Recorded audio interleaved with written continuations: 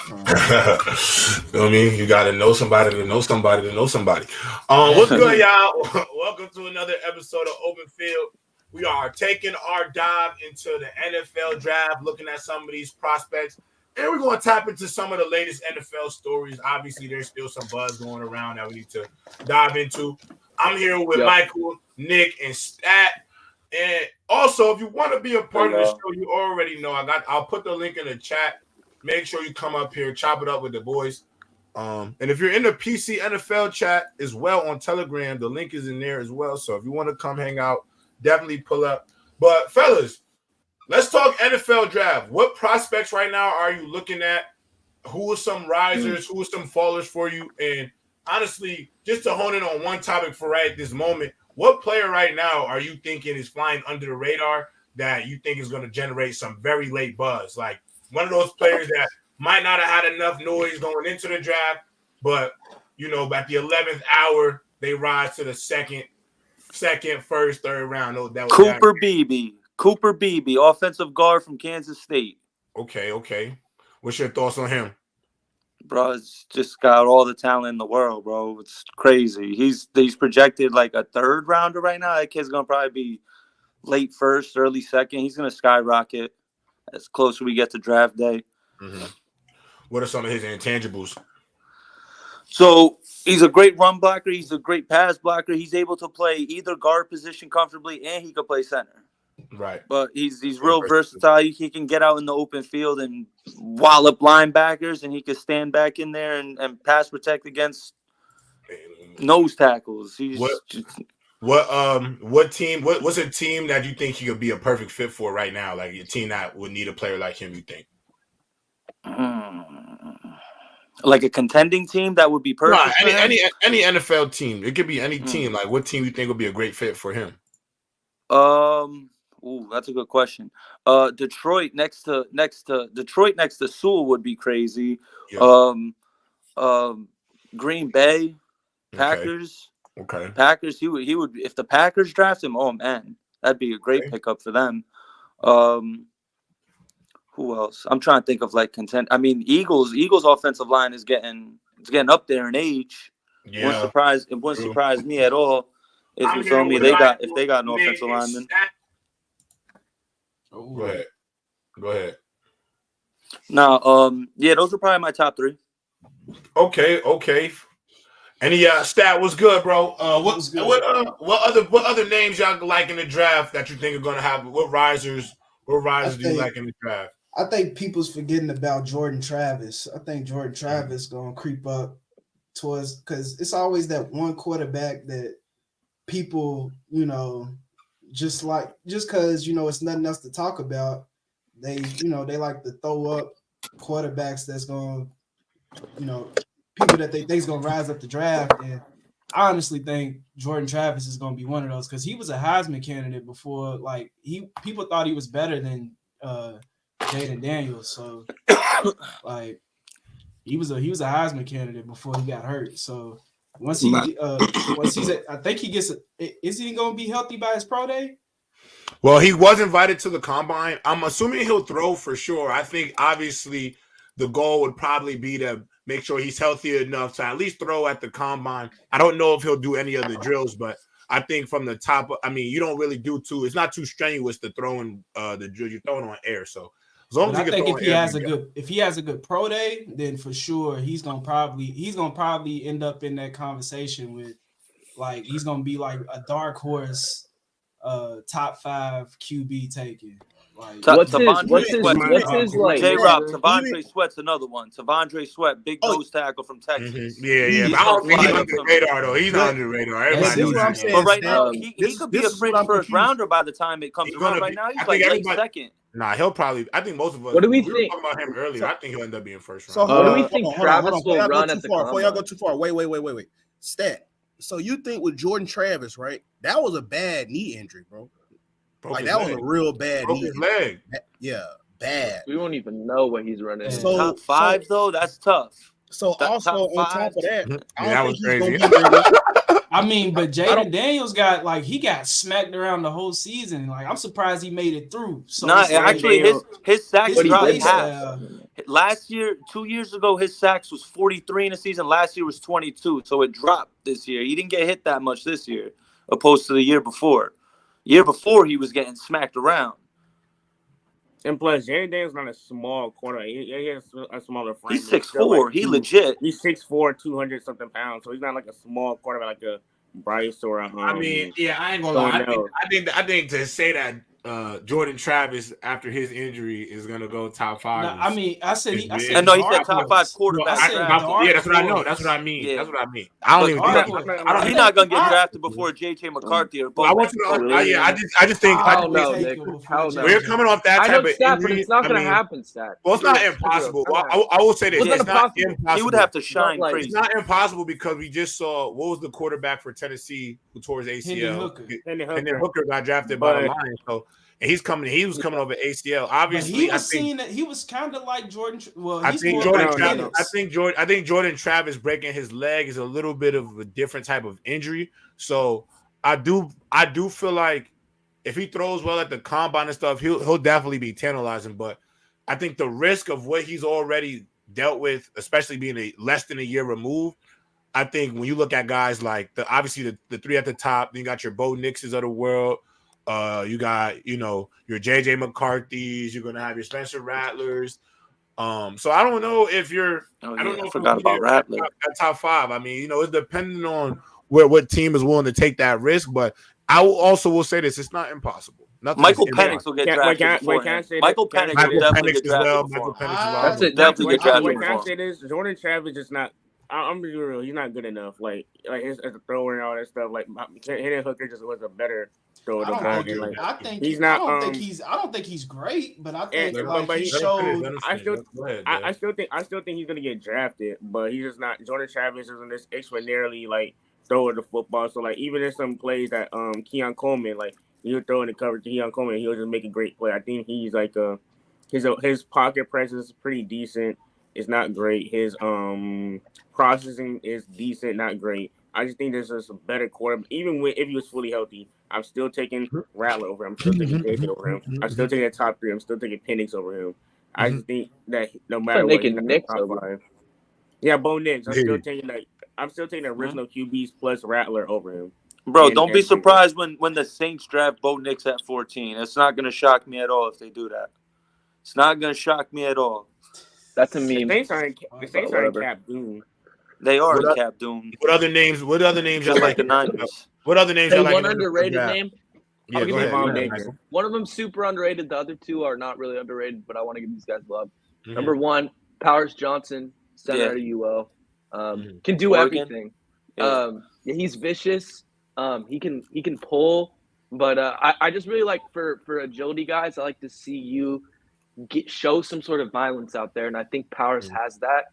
I look at a team like the Cowboys, someone that needs a face-up center that can deal with that one-on-one against the biggest D tackle. I feel like Johnson can get to that point. Will he go in and be mauling dudes? Probably not, but he'll give you that elite pull stuff that you need out of a center if you want to run that zone offense. And I think, too, Bucky Irving. I think Bucky Irving, Oregon underrated due to his size. Well, yeah, I go to Oregon. Shout out to so I get the good view of these guys, and I've watched him play real well. And I think Irving, from the day that he stepped on the field, was dynamic. And now, he took the lead back role pretty well. He obviously was in committee with I forgot the other dude's name, but that dude got injured, and you saw him pick up the load. And so I think whoever drafts him is going to get a sleeper, because I don't think he'll go. I don't even know if he'll go in the second. Honestly, I feel like he might be a guy that drops. And then underrated guy, another running back, because I feel like this running back class isn't getting a lot of love. And I get how it's not super top heavy, but I still think it is deep. Ray Little out of Kentucky. Good name. I think Ray Little, because the whole thing is is there a lead back in this class? He might be the fastest back in the class. Might be the fastest back in the class. It might be the fastest. Andy's got real in between the tackle potential with that size, which is why I love him, because it's in today's game, if you could get somebody that could like be a lead back, that's great. With that level of but speed. if you put him in a committee role his rookie year, he's gonna give you impact. Hey, another running back, Cody Schrader from Missouri. Cody Schrader from Missouri is underrated. Nah, I will say Jordan from Louisville. I got an underrated receiver for y'all because everyone's caught up on the. Let me throw one into the mix. One name that I feel like is not getting enough attention that I would love. Honestly, I would love for the Ravens to get in the draft.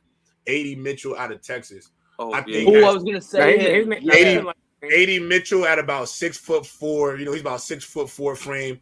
I honestly think with his athleticism, with his talent, because I like Rashard Bateman, but honestly, he's not working out. He's just inconsistent. Yeah. He's an inconsistent receiver. His hands are inconsistent.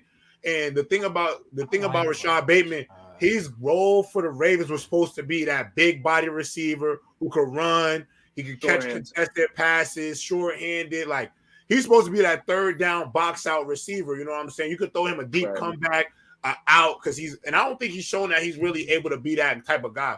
But I think A.D. Mitchell, I mean, every time I've seen this kid in a national championship, a high-level football game in his career, whether it be at Georgia or at Texas, he's made impactful plays. I think he always jumped off the screen.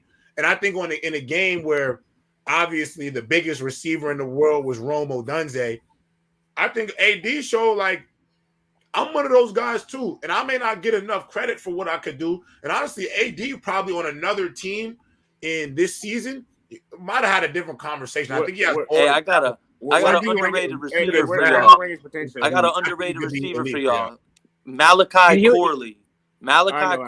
Bring him in and use him as a Jaden Reed, Debo Samuel gadget player. The kid could come in and if he's in the right system, he'll make an impact early. He's built like a running back. AJ, where do you rank A.D. Mitchell potential? Because I think he is top 5 out of all the receivers. Obviously, Marvin Harrison 1, and I think Malik Neighbors and Rome are 3. But Rome's better. That's not what he asked though. Y'all not hearing his question. He asked potential. I think if you look at the talent, like the pure God-given ability of all these receivers, I think at the top is Rome and Marvin as like the God's gifts. How many? But after that, I would actually say in terms of just God-given talent, bro. Neighbors How many wideouts y'all got going in the first round? Hold on, Lee. Like Neighbors is below. Like Neighbors is below. I said about 5 or 6. AD and Keon Coleman in terms of just God-given talent. You can't. I agree. Keon Coleman and AD Mitchell. Keon Coleman can run, jump, athletic, got good hips at their size. So I think those have more pure. Troy Franklin too. We didn't even say Troy Franklin. There's so many good receivers. One thing about Mitchell. One thing about Mitchell. Where y'all got Coleman ending up though? Wait. One late first round. Because we should segue into Coleman because Coleman is a great topic for this. Yeah, I think specifically. Kansas City. But I just want to say quickly about AD. Like, AD's gonna build into that frame. God forbid. He looks like a skeleton right now. Just wait till he builds into that frame. He's gonna be he's gonna be nasty. And Ooze, I can't. Ooze, none of us can hear you. None of us can hear you, Ooze. Go ahead, Ooze. I swear. You're definitely Ooze. It's hey, Michael, you know who else is in the chat? Xavier Weaver from Colorado, bro. Definitely. Yeah. He's nice. Hey, can y'all hear me now? Yeah, we can hear you. We can. Yo, Roman Wilson nice too, bro. Yeah, I like Roman Wilson. I think Xavier Lad McConkey nice too. Dude, he's a sleeper.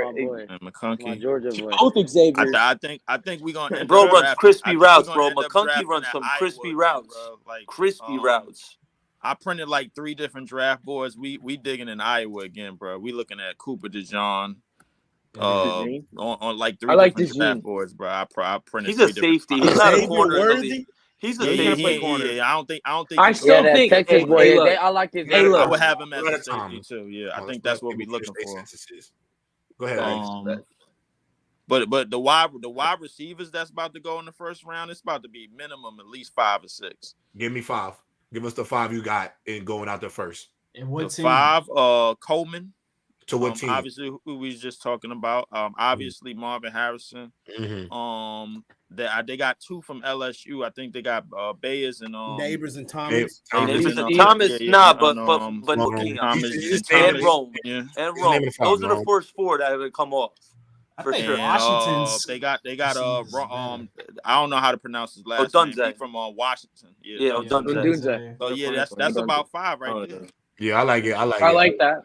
Yeah, I do. So and then you got like 3 draft board. Yeah, I'm trying to get a draft board together because I done printed like 3 different mock drafts. What players for the Packers do you like? If you were to do your first, second, and third round, what players do you think the Packers getting the corner first round with that new coordinator? We're gonna go for somebody in the secondary first round, but Quinyon Mitchell. The second round, I ain't even get to the second and third round. Okay. Like, I'm still trying to navigate, bro, because we got the 32nd pick, right? And like I'm just like, all right, at that time, they got Bo Nix going for second round to Minnesota and like 3 different boards that I got. That makes sense. Yeah, so somebody gonna I don't even know what the second and third round look like for us, man. Dude, it's gonna be a crapshoot. We might have offensive lineman or something. I don't know. Let me real quick say something for y'all. This draft could be deeper than last year's draft, and let me name y'all the first 3 picks of the second round: Will Levis, Joey Porter Jr., Sam Laporta. And this draft has potential to be deeper than last year's draft. Wait. Say them names again. First 3 picks of the second round of last year was Will Levis, Joey Porter Jr., Sam Laporta. Right. See, I don't think any of the QBs. So who you got going in the second round this year? At the first. You don't think Drake Maye gonna be good? I don't. Think wait. Time out. Stat. Wait, hold on. Stat. Again. Go ahead. Stat. Say that again. Y'all be chatting, bro.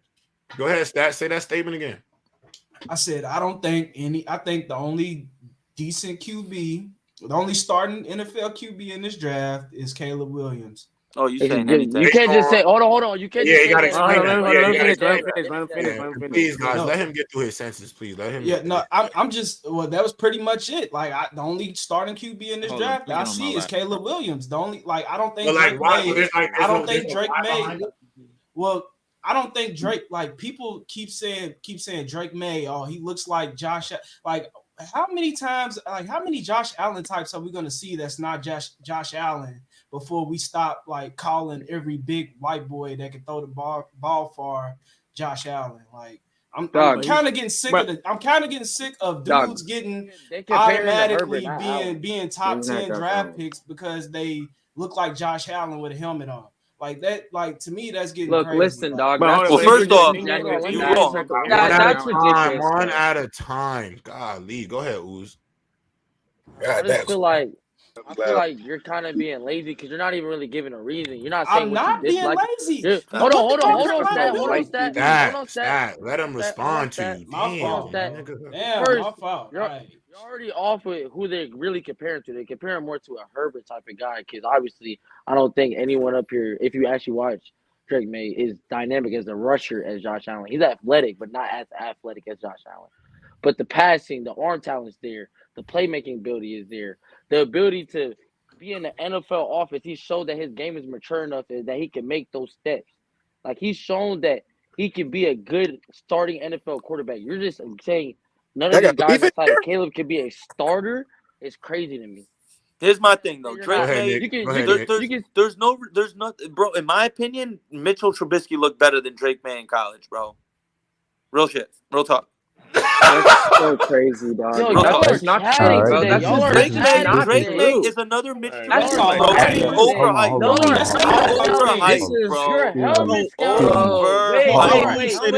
Can I say something real quick? Bro, Drake Maye is overhyped. In this draft, y'all act like Mitch wasn't cold in college. Wasn't Mitch cold in college? Wait. He's a top 3 pick. Relax, y'all.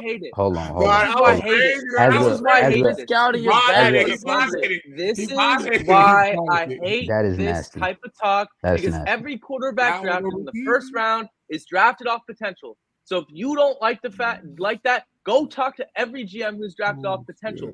And Stat, look, I personally, if you don't like Drake Maye, that's fine. But don't bring up, oh, why does every white quarterback have to be put up at a pedestal? Dog, he's got elite level tools. That's why he's put up at elite pedestal. Okay, so stop it with the white QB BS. Don't misquote. That's just crazy. Don't misquote. Quick, 1 second. Hey, Mike, why you always talking race, man? What's going on with that? I see what Stat's saying, though, and I agree with Stat. And J-Rob, you know this. That's why I gave you hell about AR-15, and that's why I gave you so much hell about Caleb. What y'all did? What's the first thing y'all do when they? I was right about AR though. I was right about him. But you started calling him Baby Cam, and his college career went downhill when you did it. That was his. I always tell y'all folks this. I'm gonna say it again. Do not go chasing unicorns, because when you do that, bro, you're gonna ruin these kids' careers. Because when you sit there and be like, I see what Stat's saying. When you sit there and compare Drake Maye and Josh Allen, dog, once he does not do that Josh Allen shit, you're gonna plummet Drake Maye and how you view that potential. Right. That shit is gonna go so far down because you waiting on him to be Josh Allen and he's Drake Maye. That's all who he can ever. Wait, who thinks Drake Maye and Josh Allen play like? No. Who comparing Drake Maye to Josh Allen? That's not even the comparison. No. All right, hold on. I'm about to start muting y'all because. So also, which is what I feel you, because that's why a lot of these guys get their hype, because everybody fell in love with the off-platform throws of Caleb and stuff. And it's like, yes, he can do some Mahomes-esque stuff, but let's hope he beats the best Caleb Williams he can be, because can I real quick? That's a tall mountain to climb, because I told y'all this. When you go comparing them to unicorns, if you look at it this way, look at what they did to Mac Jones. They compared him to Brady. They said, we're going to get him in the first round when Mac Jones probably should have been a third or fourth round QB. We're going to get him in the first round because what? In the pocket, he demands the huddle at Alabama. He's good above the shoulders. And they compared him to Brady. And when Mac Jones got there, he had that good rookie season. Like, oh, we might have our Brady. And what happened? Fell straight off a fucking cliff so fast because he does not do the Brady things that y'all keep thinking he's going to do, because he's not fucking Tom Brady. He's real quick on Caleb Williams, bro. Chicago media will crush Caleb Williams. That's all I have to say. That's it. Who cares? They're gonna crush every quarterback. I just want to respond. Let me respond to you, Bama, because I understand what you're saying about chasing unicorns. And as a projector myself, and you hate that I project on these kids, it's a part of it. For failure, J-Rob. But I don't think I'm setting them up for failure all the time, because in my head is this: look, we're not chasing unicorns, but you're trying to find something to compare something to. And for example, the NBA, right? A long time it was find you a big man, find you a Wilt, find you a Bill Russell, find you a Kareem, find you the tallest MFer on the court and dominate basketball. And then Michael Jordan came. And then Michael Jordan showed you that there's other ways to win. Guard, you're big. Your best player don't got to be a 7-footer. And the game has changed. So in the NFL now, what has been the prototype in the league over the last 6 years, guys? Patrick Mahomes. Patrick Mahomes has dominated the league. So guys are the same thing that Hellfire complains to us about, Bama, about these off-platform throws and the off-script stuff and the hero ball stuff that he hates so much. That is what the game is starting to become, because if you don't have the ability to be creative in the pocket and have instincts, you kind of dead in the water, because you have to be able to play. And so, and I understand that, like, when you say this kid is going to be the next Patrick Mahomes, that's a crazy title to put on somebody, because he ain't stepped foot in the National Football League yet. He might not have the brain like Patrick Mahomes. You know what I'm saying? Exactly. So I understand that part. But the reason why you have to find some sort of like measuring stick, like Drake Maye, for example. I don't agree with Nick on the sense of Drake Maye is not as good as Mitchell Trubisky. I think Drake Maye is way out more of college. No, out of college. He's way better. He's still way better. He's way better. In my opinion, from what I've seen from him in college, he's more talented than Drake. He's more talented than Mitchell coming out of college. I think there's a reason why he hasn't faltered. There's a reason why the guy out of the University of North Carolina did not falter his draft stock after going there for 2-3 years, because the talent is shown. He has been generated in the offense for that program. So ultimately, the reason why he's compared to Josh Allen and the Herberts is because the 6'4", the strong arms. But I don't know if he's going to be one of those guys. But that's what you're trying to find, Bama. Like, I think the draft is an overall crapshoot. You're really shaking the bag and hoping that one of these guys is going to work. We all said that Will Levis was going to be a flat-out bust. He might have a better career in the NFL than the number one pick in the draft. That is very tangible. How is it not tangible? How is that not tangible? It's not. I think bro, I'm a Panthers fan myself. Bama, he has shown us. Bama just mad Bryce Young. Let me finish talking to him. God damn, nigga. Bama, if he's already showing you signs that he can play NFL football, even though he has some kinks in his game, why couldn't you assume that? And you didn't feel that way coming out of what you've seen from him in college. And he had all the big, strong arm, Justin Herbert, Josh Allen comparisons coming out of Kentucky. But the thing is, with Will Levis, he had a losing record when he was at Penn State. So that was an asterisk right there. And then he had to transfer to Kentucky. So that's why I was lost. Why did he get all of this first round hype from? Because he already showed you he couldn't get it done at one school and had to go to another one where he was pretty much, let's just say, Kentucky started off hot and ended up mid in the end. And a lot of it was because of his quarterback play. Y'all can sit there and be like, well, Kentucky ain't got nobody and all of that. They do have people over there, but we'll just sit there and throw that excuse that he don't have nobody. Also, too, when you can sit there and be like, oh, he probably playing better than the first overall draft pick. If you put Bryce Young over there in Tennessee, they make the playoffs easy. And then, Dev, you can go after you put him over there because first off, if you look at the situation, that team in Carolina, horrible offensive line. They got old heads over there, no good young talent whatsoever that look like they need to play football. Whoa, Derek Brown. So you can sit there and be like, oh, Will Levis could look better, but anybody will look better if you put all of them odds up against any young quarterback. Anybody's going to suffer right there. They're young kids trying to figure out the NFL. So you can't expect a rookie with a horrible coach, horrible team around him, everything, horrible environment, all of that. You can't expect him to flourish, bro. Because again, your boy CJ sat there and told you. He said, even though on the outside looking in, we looked like we was a good team, what they was building, bro, helped him with his success. I agree. A lot of young talent in there where it needed to be young talent. He's the one that built old heads in there where it needed to be old heads, and they got a coach that literally is a great coach, and he knows how to in-game adjust. 100%. And bro, he was sitting there. I don't disagree with Chris Harris. He was sitting there with Chris Harris, dog. Told him exactly what to do and what happened. He got a pick six. That's a real coach, dog. Yeah, no, I agree. They got that over there in Carolina. You can't sit there and just be like, they got Hold on, let Dev go, Nick. You spoken a lot, bro. Go ahead, Dev. All right, here's my issue with the whole Drake Maye situation, is random hate that Drake Maye's been getting throughout this whole draft process. He's been doubted to be a first-round pick ever since he's been a starter. And here's the thing. His talent clears Mr. Trubisky as a thrower, as a decision maker, even as a runner. And not only that, he was elevating that team. He is North Carolina. If you watch, especially last year, he had a new down year this year, but he had a new offense coordinator, a different O-line, and he was missing Josh Downs. When he had Josh Downs, he was playing elite against all the teams. As a Clemson fan, I was watching him. It's not just because he's just a talented guy. He's not this raw prospect like Josh Allen coming out. He's a much better I'm not saying he's a better player than Josh Allen, but he's a better prospect because he's a lot more accurate through the middle. He has a good deep ball. He can run through the thing. So this random hate for Drake Maye, Caleb Williams is kind of blowing me because it's like people are just making up these excuses. Like you said, helmet scouting.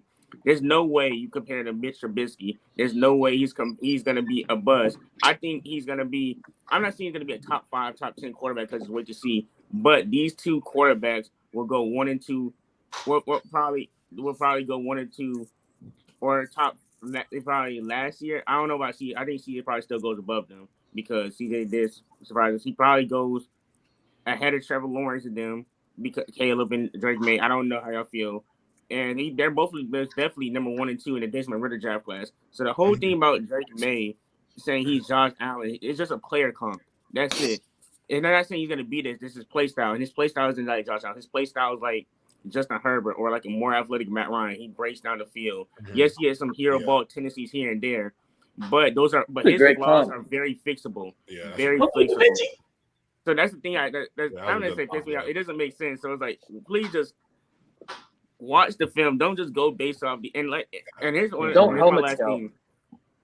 Here's my last thing. There's this guy that I don't what's his name. He talked about Caleb Williams. He said he only watched 6 games. Caleb Williams. He's never special. That's another thing that pisses me off. People are taking these non-football reasons and incorporating into their draft stock. And wait until the combine comes. That all this hoopla of them dropping. Matter of fact, I hope Drake Maye falls. I hope Drake May falls to a good team and he can show. If he falls, he goes to the Pats. He's gonna go to New England. He's gonna go to 3. Jaden Daniels gonna go to Washington. But yo, real quick, Bama. Yeah. When you talk about the rookie quarterback, I just saw C.J. Stroud with a first-year head coach who's a defensive-minded head coach in D'Amico Ryans, and Bobby Slowick, who just has his first year as an offensive coordinator. He just spent the last 13 years as a defensive coach. And C.J. Stroud just turned that 2-win team into a 10-win team, bro. It's crazy. You feel me? As a Panther fan myself, I've been a diehard Panther fan since I was 7 years old, bro. If you're going to trade all that, you better pick the right quarterback. And it's already off rip. I don't think Bryce is this bad, but CJ's definitely was definitely right. Go ahead, Trent. Go ahead. So I will tell you this, from what I watched from your Panthers, at least CJ had receivers who can catch passes and stay in bounds and not just try to jump out of bounds. Like, bro, the man. No, I agree. Better situation. No, it's a way better situation. To overcome all that shit, sometimes, bro, you're going to have to bail your rookie out. And CJ has certain plays where they bailed him out to help him gain his confidence. He has playmakers. I get it what y'all saying. CJ is great. He galvanized, he leads his team. But throughout his development, where he has some passes where it was like, ooh, they'll jump up and catch it. And that keeps his confidence. Whereas Bryce did not have that. His receivers tried everything. The game too fast. Yeah, but I also think CJ elevated the talent. Wait. Hold on, leave. I want to let Trent go, and then you can go right after him because he ain't speaking at all. I'm not gonna lie. A lot of people who talk about Drake Maye, 1, they helmet scout, and 2, I'm not gonna lie. It's not helmet scout, bro. No, yeah, and a lot of people helmet scout. A lot of people helmet scout Drake Maye. Helmet scouting, bro? Helmet scouting is basically, wherever school you went to, for example, it's just that Mitch Trubisky went to UNC and he didn't pound the league. People think that he's gonna be like that, and I'm not gonna lie.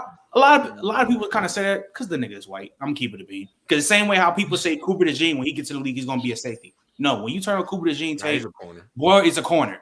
He's like that. So the people out here that are trying to say that Drake Maye is really not going to be like that, and the comparison with people break up Josh Allen because when Drake Maye runs, he puts his body on the line just like Josh Allen. So that's why the Josh Allen running comparisons gets brought up with Drake Maye. Drake Maye is like that. No matter how you try to put it, how much you try to slice it, he's the second best quarterback in the draft, or third if you value Jaden Daniels. But the disrespect to Drake Maye, the comps be lazy. Was never a Heisman candidate. It's lazy. What does that mean? What the fuck? Yeah, like what do we? What does that mean? All I'm saying is, I don't think y'all talking like Drake Maye supposed to be like a future top 10 quarterback in the league. He can be for sure. He can. I don't see him. I can name plenty of quarterbacks that are in the league right now that I know will not be better. Let's let Leave go. Let's let Leave go before. Well, I think first off, we was just talking about this draft, Nick, or we wasn't talking about like the rest of the league, bro. Like how he was gonna how he's gonna be comparable to all the other quarterbacks in the first round and in this draft. I think it's a fair conversation, bro. But everything depends on situations and where you go to. Now, in the case of CJ Stroud, bro, like I personally believe all the Texans needed was a quarterback. Me personally, because if you look at them the previous year, they finished the season with a bad record, but a lot of them games they was in, they still had pieces. They still had pieces all over the field. They still had other pieces. All they really needed was a quarterback. I was under the belief that however they got in this draft, whether it was Bryce Young, whether it was Buddy from Indianapolis, they were gonna have a good season. Maybe it may not have been 10 wins. It may not have been the season that CJ Stroud had, but they was gonna be better, obviously. But what CJ Stroud did was remarkable. Did Drake Maye win the ACC championship ever? What does that mean? What the? All right, now, okay. That's a slippery slope. That's a slippery slope. You don't want to start doing that, bro. Like, what are we slippery slope? That's a slippery slope. No. Let me answer that question. Well, Caleb Williams not gonna be what y'all all think, anyways. Either y'all gonna be shocked with Caleb Williams. It's not what y'all think. So every quarterback y'all gonna be shocked. Wait. Let me saying blank statements for no reason. That's what I'm saying. Blank statements. I saw Caleb Williams crying because he lost to Washington State 3 years in a row. My God. Come on, dog. Come on, dog. Come on, dog. Mentally, he's not there. He's not there. Hold on, y'all. One at a time. Y'all go ahead, Lee. What I was gonna say was, I think. Listen, in terms of like how his game is gonna translate to the NFL, man, I think we all just gotta really wait and see, bro. He has all the intangibles of being a good quarterback in the league. I think it's going to be what the pieces that's put around him. Is he going to become everything that Justin Herbert is becoming with the bad situation that he's in? We don't know. But I think, in terms of everything that's going to be put around him, in terms of the play calling and all of those things, I think we just got to wait and see, bro. Like, I think we judging him a little bit too early, whether we go high on him or whether we go real low on him. I think we just got to keep him at a mid-round. I like it, Leave. Go ahead, Michael. I like when you talk about football. I like this. You're on the toilet. I like this, Lee. I like this look. Hey, man, y'all niggas better come with some hot takes because I'm over here trying to have a football convo right now. I got one more thing to say, bro. Wait, stat no. Because this is what I want to say. Because I've been waiting. Wait. I've been waiting, and you've been saying some crazy stuff recently. That's why I gotta say no to you going off some crazy stuff that you've been saying. No. Number one, if I hear one more person use the crying argument for Caleb Williams, look, would you want someone to be happy when they lose? So what are we talking about? You guys are OD ridiculous. I want a quarterback that's going to cry after they lose. I want a quarterback that's bro. He's crying with his mama to a loss. So what are we talking about? You guys are OD. You guys are mad because he's here for a rude awakening when he gets to the top. I'm not done. I'm going to let you niggas know you done right now. I played fullback. I played in the trenches. I gave headaches. I broke collarbones. I broke fucking necks. Everything, my nigga. It ain't no motherfucking crying in them chalk lines, boy. That's a war zone, boy. Well, talk to him, Bama. Talk to him. That shit real. That shit real dog eat. Listen here, bro. I'm trying to tell y'all boys, bro. Listen here, bro. Getting concussions. Getting concussions, and they still run the hurry up offense. Nigga, get your ass up in here. Get ready to run another run play again. Well, you're not gonna tell me go out there. So Caleb Williams didn't play through injury, Bama. There's no place to cry. That's a war zone, bro. Wait, all of you young cats up here, all of you young cats, I never give in. Boy, that's not the football I grew up on. That's a war zone. We don't cry out there, boy. That's your lunch. I just think, Michael, I'm gonna tell you what it is. It's I'm talking to these young cats. I'm talking to these young cats. They don't like, he paint his nails and whatnot, so they not digging that. Let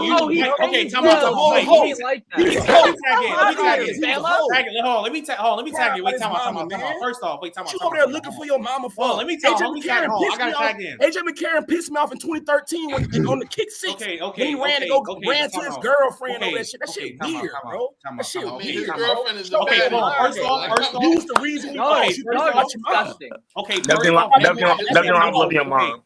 Wait, time out. First off, nothing wrong with loving you showing your age. Man, you can love her after the game over. You got Sunday, you got Monday, you got Tuesday, you got Wednesday, you got man. Not them 3 hours. Come on. Can I say something real quick?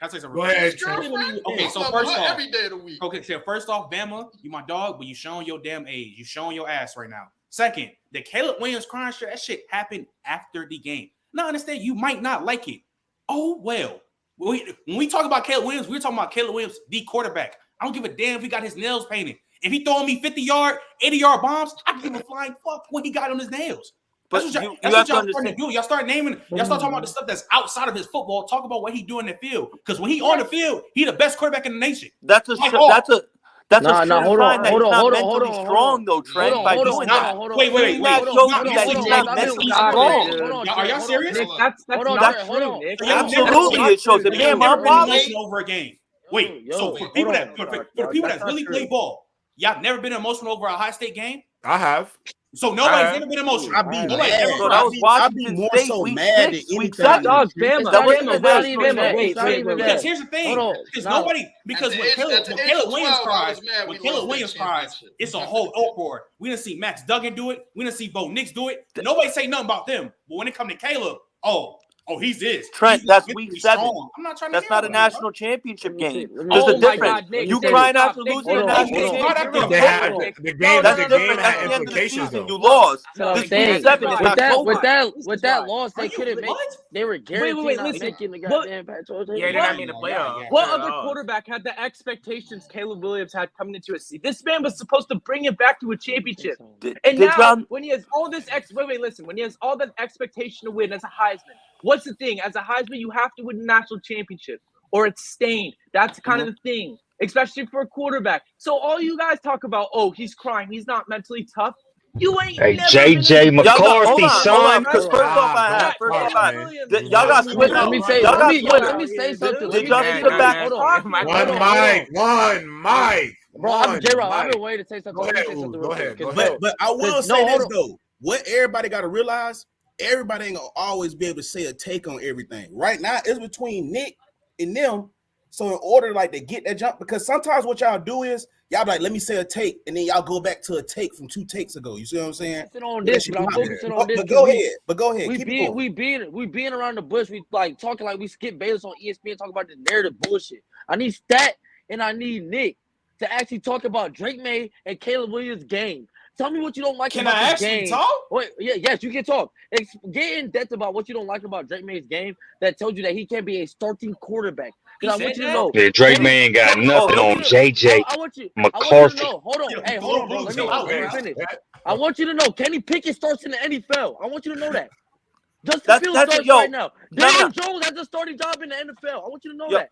You're telling me Drake Maye cannot start in the NFL. I never said Drake Maye is not a starting quarterback. Nick, I'm talking to Stat right now. I'm not talking to Drake Maye. And Nick, I need you to tell me. Oh yeah, way better. Way better. I need you to tell me. Wait, who better than who? Wait, time out. Okay. Hold on. Let's just get through the discussion first, because these two are going at it. I want to hear what Stat's response to Ooze is. Let's just get through it.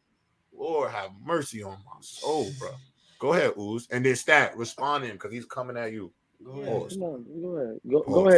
Stat. You just get in depth about it. Nick, you too about the Caleb Williams thing, saying how he's overhyped, because you just simply said because he's crying on the field. I never said Drake Maye's not a starter. I think Drake Maye. I'm talking about Caleb Williams. I'm talking about your Caleb Williams statement. Because you're saying he's overhyped. Talk about his game, not about the off the field stuff, bro. That don't matter. I think he has great talent. He has the physical talent is there. My question all is up here mentally, and that plays a big part in football, brother, especially at quarterback.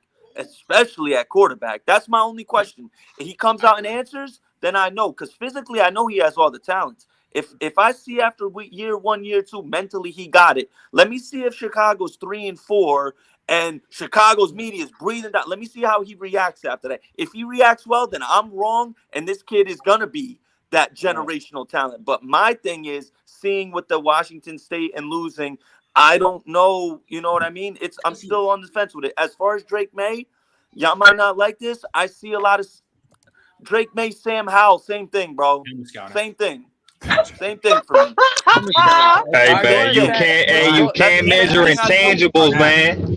You can't measure intangibles, man. I said about quarterback. That's what I'm trying to get at. I see the same quarterback. The reason I see Sam Howell, I see Drake Maye. I see them. They're the same quarterback. So wait, Stat, do you want to answer Ooze too, Stat? Because he also asked you a question. Obviously, I could be wrong. So when I talk about his game, though. Talk about his game, please, bro. But Ooze, the mental part is huge, though. The reason why you got to jack the mental. Hold on, time out. The reason why you got to jack the mental, though.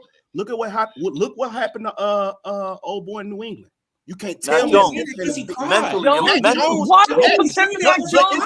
But still, though, Mac Jones freaking sucks. No, time out. Okay, good. Okay, we got your reactions. Congrats, y'all shot. No, man. Mac Jones was lighting it up at Bama, bro. I doubt any of you guys. Single season record for completion percentage. I doubt any of you was doubting Mac Jones going into the NFL, bro. You got. That's right, man. He could throw that thing. Mac Jones' rookie year was promising. Y'all are lying if you don't think mental plays a part in it. Mac Jones' rookie year was solid. That's why JJ McCarthy is going to be there. Still don't care. Wait, man. You know why I didn't care? Too dead to look like he shouldn't even be in the NFL, bro. That shows back what Nick is saying, bro. That mental is very important, bro. So if you crying over week 7, I get it. It's playoff implications, bowl season implications behind it, bro. But listen, bro, this is a job, my guy. You're going to have to be able to shrug that off and maybe get ready to go beat the Jets the following week, bro. We can't worry about spilled milk, bro. We got to keep this shit rolling. I take back to Sam Howell. I take back to Sam Howell, and I say Jay Cutler instead. Drake Maye reminds me of Jay Cutler. Jay? How? Strong arm, big strong arm. He could fling it off his back foot. He processes the game better than Jay, though, so that's where I think he may have a better chance than Jay. But as far as the attributes, the strong arm, Drake could throw it 60, 65 off his back foot. No problem. No problem. You know what I mean? Just like he got a cannon of an arm. Jay Cutler, this is Jay Cutler was very talented. You guys ain't talking about the real steal of the draft. Can I go? Can I go? I'm sorry, brother. I'm sorry, brother. Go ahead, Stat. Answer him. My bad. Then I'll shut up the whole show. Go ahead, Stat. Drake Maye. My problem with Drake Maye is that, and when I say this, don't nobody say nothing. Just don't say nothing. Please. Don't say nothing. Drake Maye, he went into last season as the second rated prospect. He was either first or second on everybody's draft board. Dude went in with the hype and still wasn't able to make it onto the Heisman list. I don't know any quarterback that's worth a damn that's ever done that. Then when you go and look at his actual season that he had, how do you, it's in my opinion, he doesn't play well when people actually when the pressure's actually on him and when people actually watching him. Because how do you throw for a whole 1,000 yards less than in your last season? Two seasons ago, you throw for over 4,000 yards. This season, you throw for way under 1,000 yards, bro. Like you throw for way under 1,000 yards. You ain't watch a second of this. Michael, Nick, stop. Let him finish.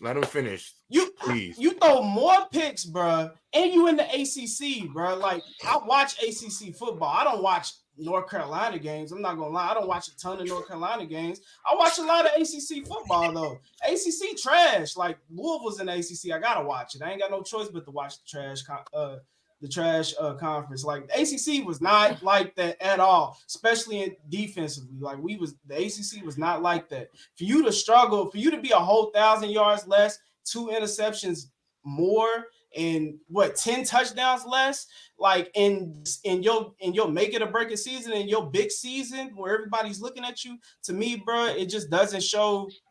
It shows that you can't play under pressure, in my opinion, and that is a big thing. All right, so can I all right, so now I want to ask you some legitimate questions because you cooked your own statement because you said you don't watch UNC games, so you've never seen the boy play. So what? Look. So you're gonna look. You see, he just was asking for his time to speak. I say 2 words. So what?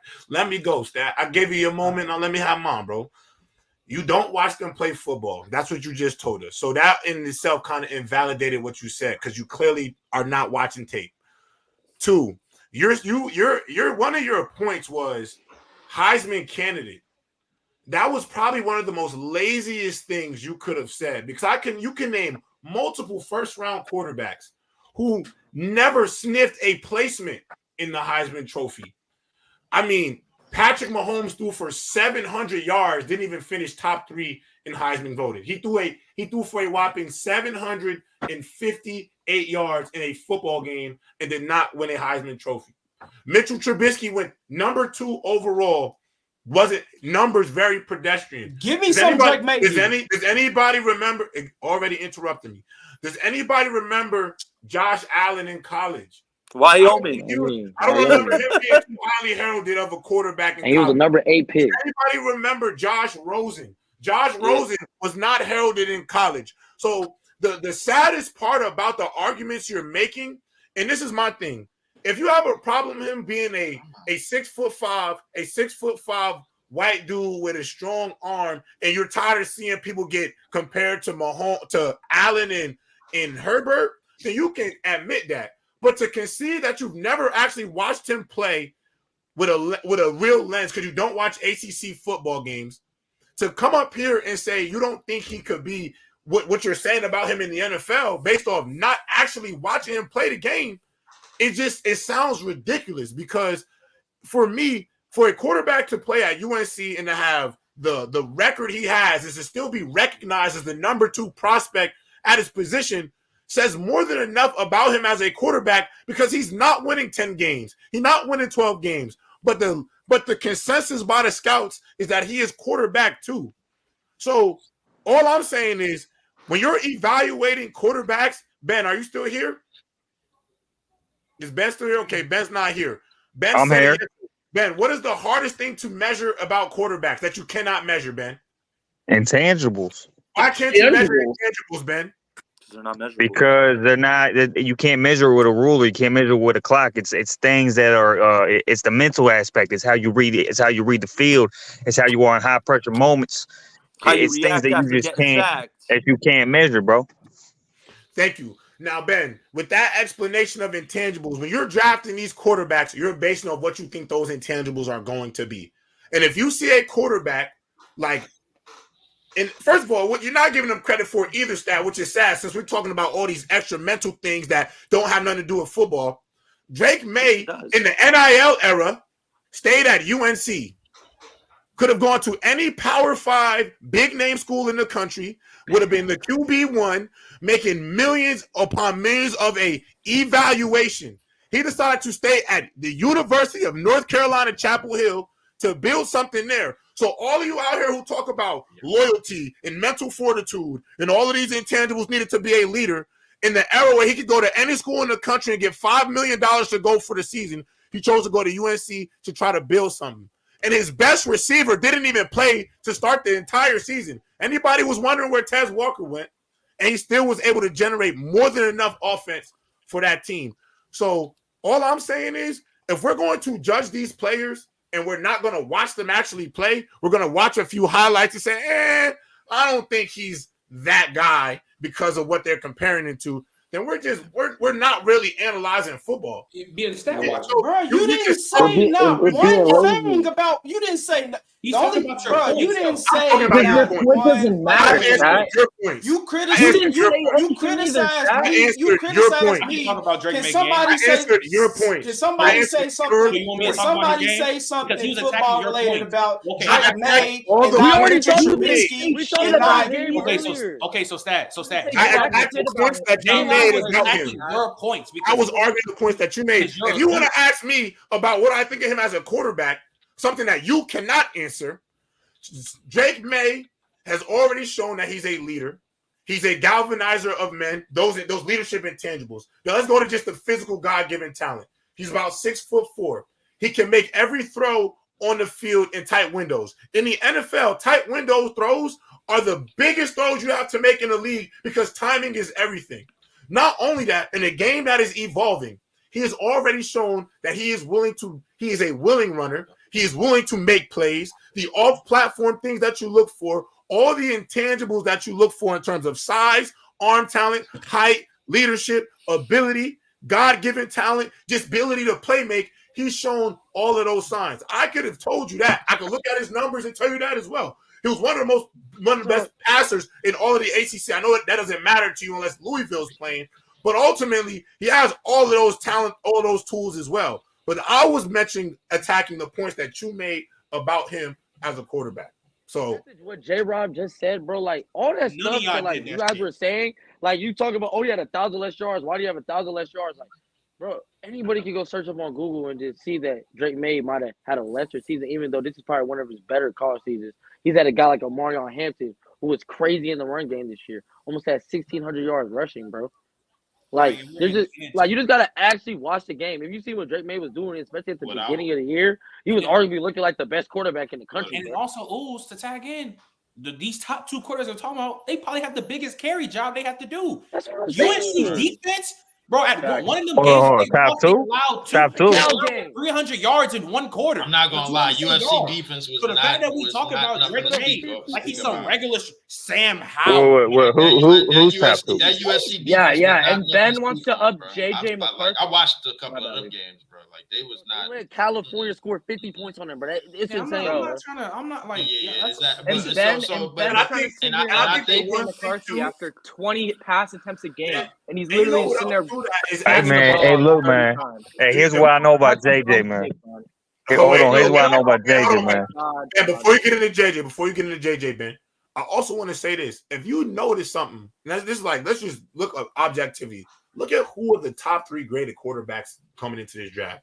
Caleb Williams, Jaden Daniels, and Drake Maye. 3 quarterbacks who all 3 of their teams in college were literally living and dying off the performances of those 3 quarterbacks.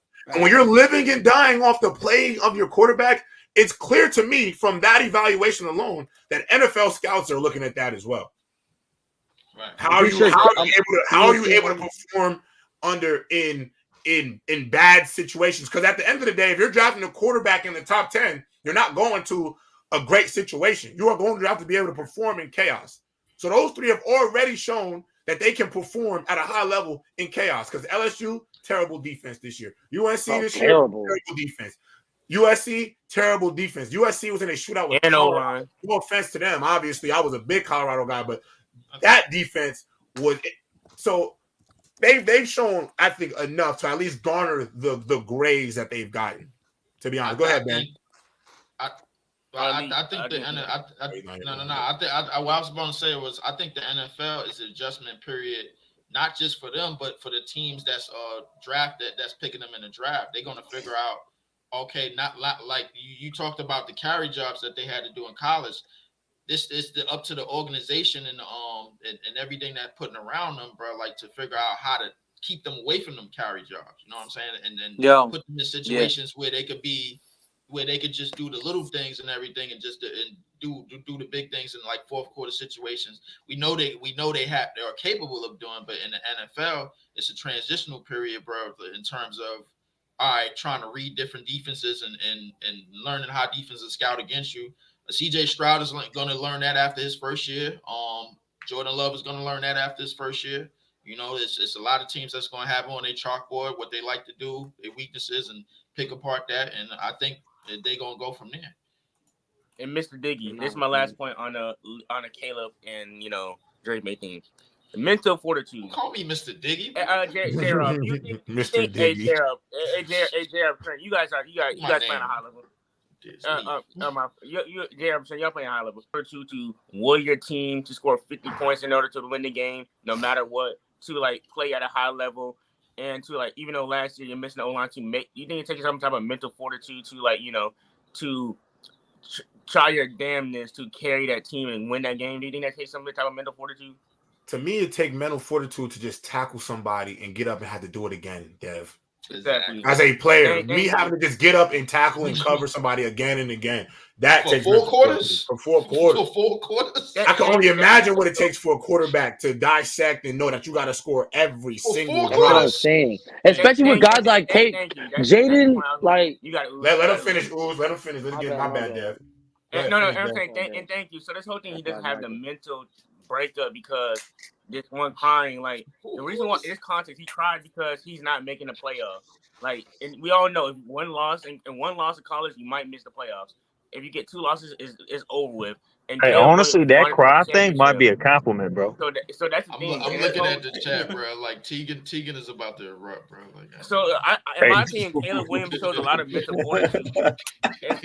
Matter of fact, he literally showed his first game. Caleb Williams showed his mental fortitude his first game. In college football, when he's down. Hey, if you react worse to your loss, if you have a bigger reaction to your losses than your wins, that tells me that you a winner. If you have a bigger reaction to your losses than your wins, that means you care more about losing than you even do about winning. Thank you, Ben. Jesus, but they gonna call you a crybaby though. God bless you. Dev, let's talk about the games where Caleb Williams cried. The first time we seen him cry in 2022 when they went in a shootout versus Utah, and I think USC was undefeated at the time. right? Yeah. Going to the Pac-12 championship. That was going to the 3 points. learning Caleb about Williams this like crying 400 yards. situation, bro. Caleb Williams wants to win the national championship. Sometimes in a competitive game like that, and you try to win a natty, you lose a nail bite like that, you're gonna get damn near emotional. This year, who did they lose to at home when he went to go cry on his mom in the stands? Utah. Washington State. It was Utah again, right? Utah. Oh. And was it not Washington? That was Washington. When was the game? No, the game where he walked into the stands with his mom and it was like that was the Washington game. That was Washington game. And that game specifically knocked them out of the Pac-12 championship. They couldn't contend anymore. Every job that Caleb Williams has to do, that shit can get frustrating. That shit can get stressful. The fact that he has to go out there, put up 400 yards and almost 30 points every time because his defense is so ass. That shit gets stressful. So if he get emotional, I don't care. That's the game of football. Before you go, hold on. Let me just get this very bad. I mean, that wasn't every game though. I put a guy, everyone me talking about Drake. I said shit because he might not gonna lie. Opinions on Brock Bowers. He ain't no Kyle Pitts, but he's a dog. He's a dog. He's definitely a dog. He's definitely a top tight end. He's not Kyle Pitts. I think Kyle Pitts is the best. I heard about him, bro. Like, I think Kyle Pitts is the best tight end prospect I've seen. I think Brock Bowers is literally the second best prospect. I heard about Bowers, bro. Like, what do y'all like about him the most, bro? I just think he could do everything for you. He could block. Yeah, I'm about to say his all-around game. He'd do it all tight end. That's what I think he got more upside.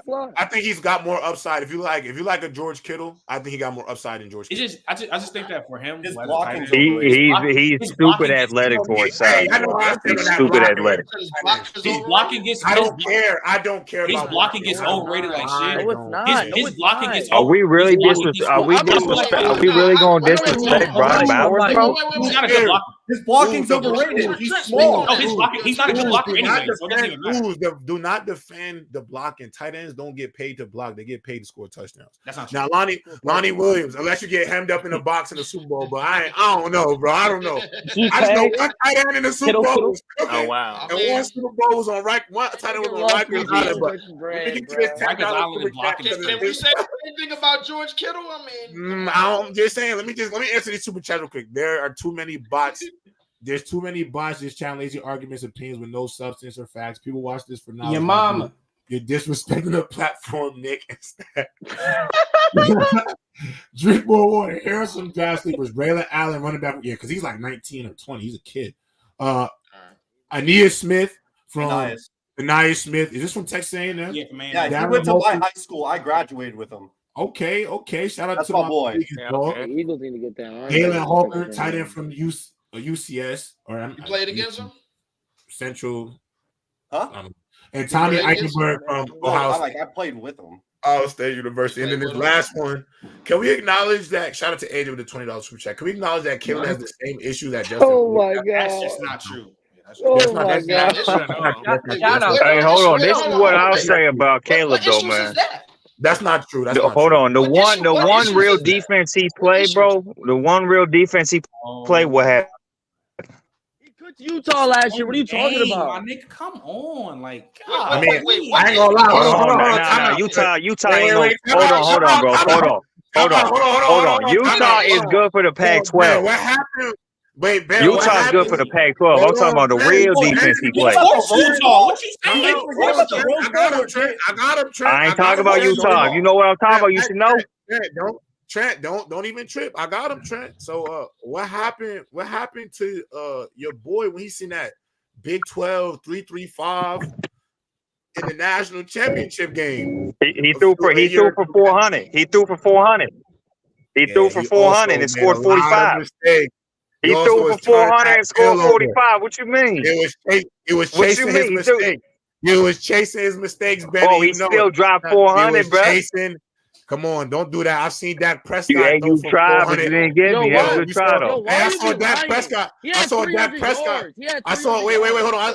I saw Dak Prescott throw for 300. Man, he threw for 350 and put up 45 points, man. I ain't trying to hear that. You know you're not being disingenuous. Tegan, go ahead, brother. Welcome to Open Field, man. I don't think you've ever been up here, so welcome to Open Field, my good man. How you doing? Tegan in a minute. I ain't seen Tegan since the Sunday shows, bro. What's going on? What you got to get off your chest, Tegan? Talk to me, man. What's going on? You want to talk about the rattlesnake, or you want to talk about something else? They said you. Yeah, I could talk about how y'all are kind of tripping about the rattlesnake. I could talk about that. Nah. I could talk about how the Caleb thing's overrated, but y'all all seem to be. Go ahead. Whatever you want to say. Hey, you should bring up that Notre Dame game. You should bring up that Notre Dame game. Like it's open field. That Notre Dame game is nasty. With Spencer Rattler, you even have money. With Spencer Rattler, here's the thing. I get it. I get where y'all came from. Stat, leave the chat alone, Stat. This is one of them days, bro. Because they keep trying me, bro. Nah, like but Stat, cool. Stat, you gotta get in the lab. Stat, hold on, Stat, let me talk to you real quick, Stat. I want you to know, you came on open field and brought that pressure. You were regular on open field, Stat. The chat, they're not going to agree with you, but as somebody, me and Bama know, the chat ain't felt something said, and yeah, they get a little out of pocket. They start disrespecting you. And look, I've been in that chat room before, but over time, bro, it ain't. Look at it like this, Stat. They still watch you, bro. J-Rob just remember they still watch I'm surprised. J-Rob, I'm surprised no one talked about how Michigan might break that draft record. Wait, J-Rob, Michigan might break that draft record. I like Stat. I want you up here, Stat. I want you up here, bro. I'll have you up there. I put my whole dress on one time and told that boy to pull up. Well, that chat had me hot. Yo, the chat had you hot, bro. Chat has had me hot multiple times. Chat had everybody hot, bro, at one point, bro. You listen. I think. Yeah, bro. Can we be real though, bro? Can we be real, bro? Because y'all all tried to get on me. How many Drake Maye games have y'all watched? I've watched Drake Maye. Hold on, Stat. Game y'all watched last year. Hey, Stat, hold on. Hey, Stat. Hold on, listen to me. Do you know who Josh Downs is? Josh Downs for Gwinnett. Yo, Josh. The reason why I even found out about Josh Downs or Drake Maye is because the performance them twos to put together in the ACC last year, bro. They turned that whole team around. Go game for game against every big opponent. Them boys was putting up Shaq and Kobe digits, bro. I'm telling you. That's why everybody was like, Drake Maye is him. That boy was putting on a clinic. The team they had last year was better than the one that they had this year, by far. Watch them at Georgia Tech too. Hey, Stat, quick tip, my guy. I admittedly watched more Drake Maye 2 years ago when he had more hype than I did this year. Wasn't nobody talking about him. It's hard. I live in Kentucky, bro. We don't get North Carolina games every bro.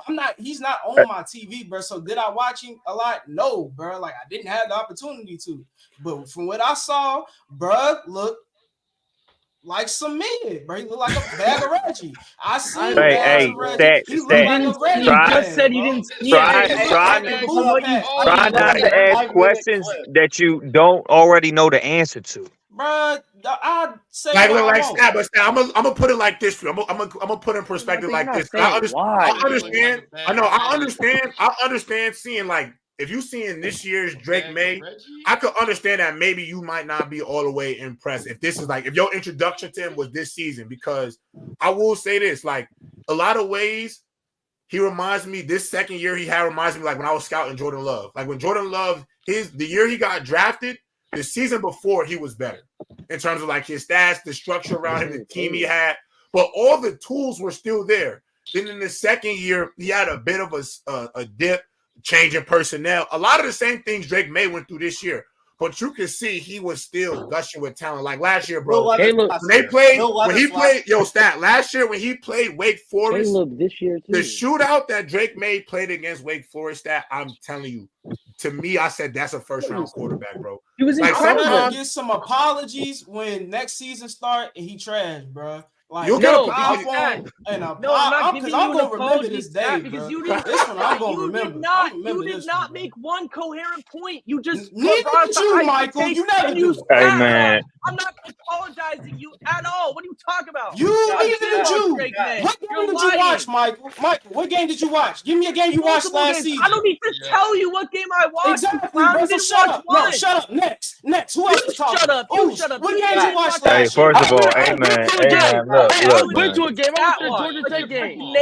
I went to the hell out of the game. I saw them ball out. Scott, can I ask you something? Hey, look, man. Hey, I ain't gonna ask you. I know you watch college ball. Stat watcher. You're a stat watcher. If I'm a hey, man. JJ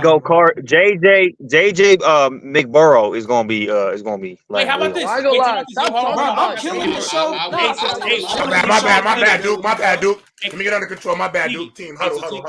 Tegan, J-Rock, you let Tegan get your take off that you said on my show yesterday. About JJ McCarthy. Which one? About JJ McCarthy. Oh yeah. Oh. Are you talking about like if Shedeur was in this draft? No. Wait, say the Shedeur take. Say the Shedeur take. I want to hear that one. No. He said talk about the top 12 take you said. Oh yeah, JJ's going top 12 for sure. Explain why. With who? Why? With who? Because the draft, he should go top 5. Way higher on him. The NFL is way higher on JJ McCarthy, and that's true too. Like it's just objectively like the Broncos have already talked about moving up, and if you look from 12 to 16, all 4 of those teams need quarterbacks. Not all 4 of them are going to wait. One of them's going to trade up, and they're going to make a move probably with the Titans. Automatic ceiling raises. Automatic ceiling raises. I think Sean Payne's going to love him. You think they'll move up? They'll be the team to move up and go get him for sure. If you think he goes higher than 12, let's say he goes higher than 12, what team do you think will reach higher than 12 to go get him? If they feel like that's I think a team. No, I'm really asking you. I'm dead asking you. Like if I was a team, who the number 1 pick? Top 12 to get him. Mm-hmm. Raiders, Saints, Broncos, Seahawks, Vikings, maybe Vikings. I think the Vikings. Like teams reach all the time. Facts. That's why I'm asking. Facts. I just think that JJ McCarthy, like I said before, bro. It's just that his stats are it's not a shot factor. Like when you look at his stats. Hey, I can explain that for you. I'll explain that for you. I'm not gonna lie. When you watch, everybody knows why, Ben. Nobody has to explain that. We all. I'm saying, look, all 20. Look, his tape is good, and I'm not gonna lie. When he runs like a 4, he damn near might run like a 4.49 at the combine. It's gonna help his stock too. He's as fast as Jane Daniels. He's as fast as Jane Daniels in a straight line. 4.49. You tell him short kind of. I think he's gonna run faster. Leave. Go ahead, leave. One of the reasons why I don't judge the players coming in, bro, because it's a lot of adjustments to make, bro. Once you get into pro level, like you gotta, like it's all about what's put around you, realistically. Like, because once these players get on certain teams, and a lot of these teams that's in the top 10, they have talent on their teams. It's all about how they adjust at the quarterback position to the wide receiver. Hey, JJ gonna adjust the quickest. That's not true. Is at Michigan. So another thing. So wait, hold on. Is that dependent on what team he goes to? Or he's not going to even play his. No, he the most ready. He the most ready. JJ needs to sit. JJ needs to sit. He's already young as hell. He needs to sit. He might sit, but he the most ready. Look, hey, I'm not mad at that. This is one thing on JJ. I think overall it's about adjustment, bro. Like JJ, exactly. It is about adjustment. And you know what makes it Leaf? You know what makes it easy to adjust in the league? When you had to carry your teams in college. Look at Patrick Mahomes. Look at how many quarterbacks have adjusted well when they've got better weapons with them, when they've been asked to backpack their college teams. That's why when you guys are sitting here so damn low on Caleb Williams and Drake Maye, when they've really been having a backpack, look at the last 5 years. How many quarterbacks have been asked to do similar things, and it's worked out for the teams that drafted them. That's all I'm going to say. And the talent matters. Talent matters. But if you go to a bad team, you're football is played once a week. Football is played once a week, bro. Like last time I checked, and in terms of the adjustments being easier, bro. Like of course of what's put around them and everything, but at the same time, bro, like how do we know like certain players like the quarterbacks that have been doing the carry jobs, they might be spent after year number 2 in the league doing the carry job for a team that's in the top 10 in the draft. And they like, all right, we need some help here. We need a running back here. We need people don't talk about the offense JJ was in either, bro. You got, you look at his numbers, bro. The receivers really weren't that good. So this is my question for you, Brian. This is my question. Okay, Burrow had a monster ass team. Since you're a JJ McCarthy enthusiast, This is what y'all got to answer my question on with JJ McCarthy, right? So the offense he was in, bro, a lot of the shit he was asked to hit is not going to be the NFL route. So you mean to tell me he's going to be able to throw a 20 to 18 yard comeback? He's going to be able to throw them 15 yard. So I would actually say he threw more NFL routes. No, I would actually say he was required to throw more NFL routes. Actually, yeah, I would say he's required to do more. He was required to run a more NFL type offense, bro. Huddle up, a lot of line checks. Asked to read the field more. It wasn't one read and throw it. He was actually asked to sit back and read the field. He was actually asked to make line checks and huddle up and actually call plays. Yeah, Bama, you're crazy. Yes, he has arm talent. You're crazy. Bama. Oh, and he got hella arm talent. Yeah. He has hella arm talent. Okay. And he had no weapons. He had like in comparison to other quarterbacks, he probably had the fewest weapons, bro. Wait, what is arm talent? In terms of receiving, make sure you say that. In terms of receiving, because he got Colston Loveland, who's going to be a beast. I agree with you. I agree with you on that. I don't think what is arm talent? His natural arm strength. Natural arm. You're a fucking lying. When has he showed you a natural arm strength? Bro, you haven't watched his tape. You haven't watched his tape. You haven't watched his tape clearly. In person. Nah. How about? Okay, I got you. How about that throw? Hold on. How about that throw versus Ohio State on 3rd and 10? How about that throw? Was that an arm talent? In between two defenders? Why do you think he was? That was an interception. That's not no touchdown. That was a pick. Well, but the throw was a dime. You could say it was an interception, but the throw was a dime.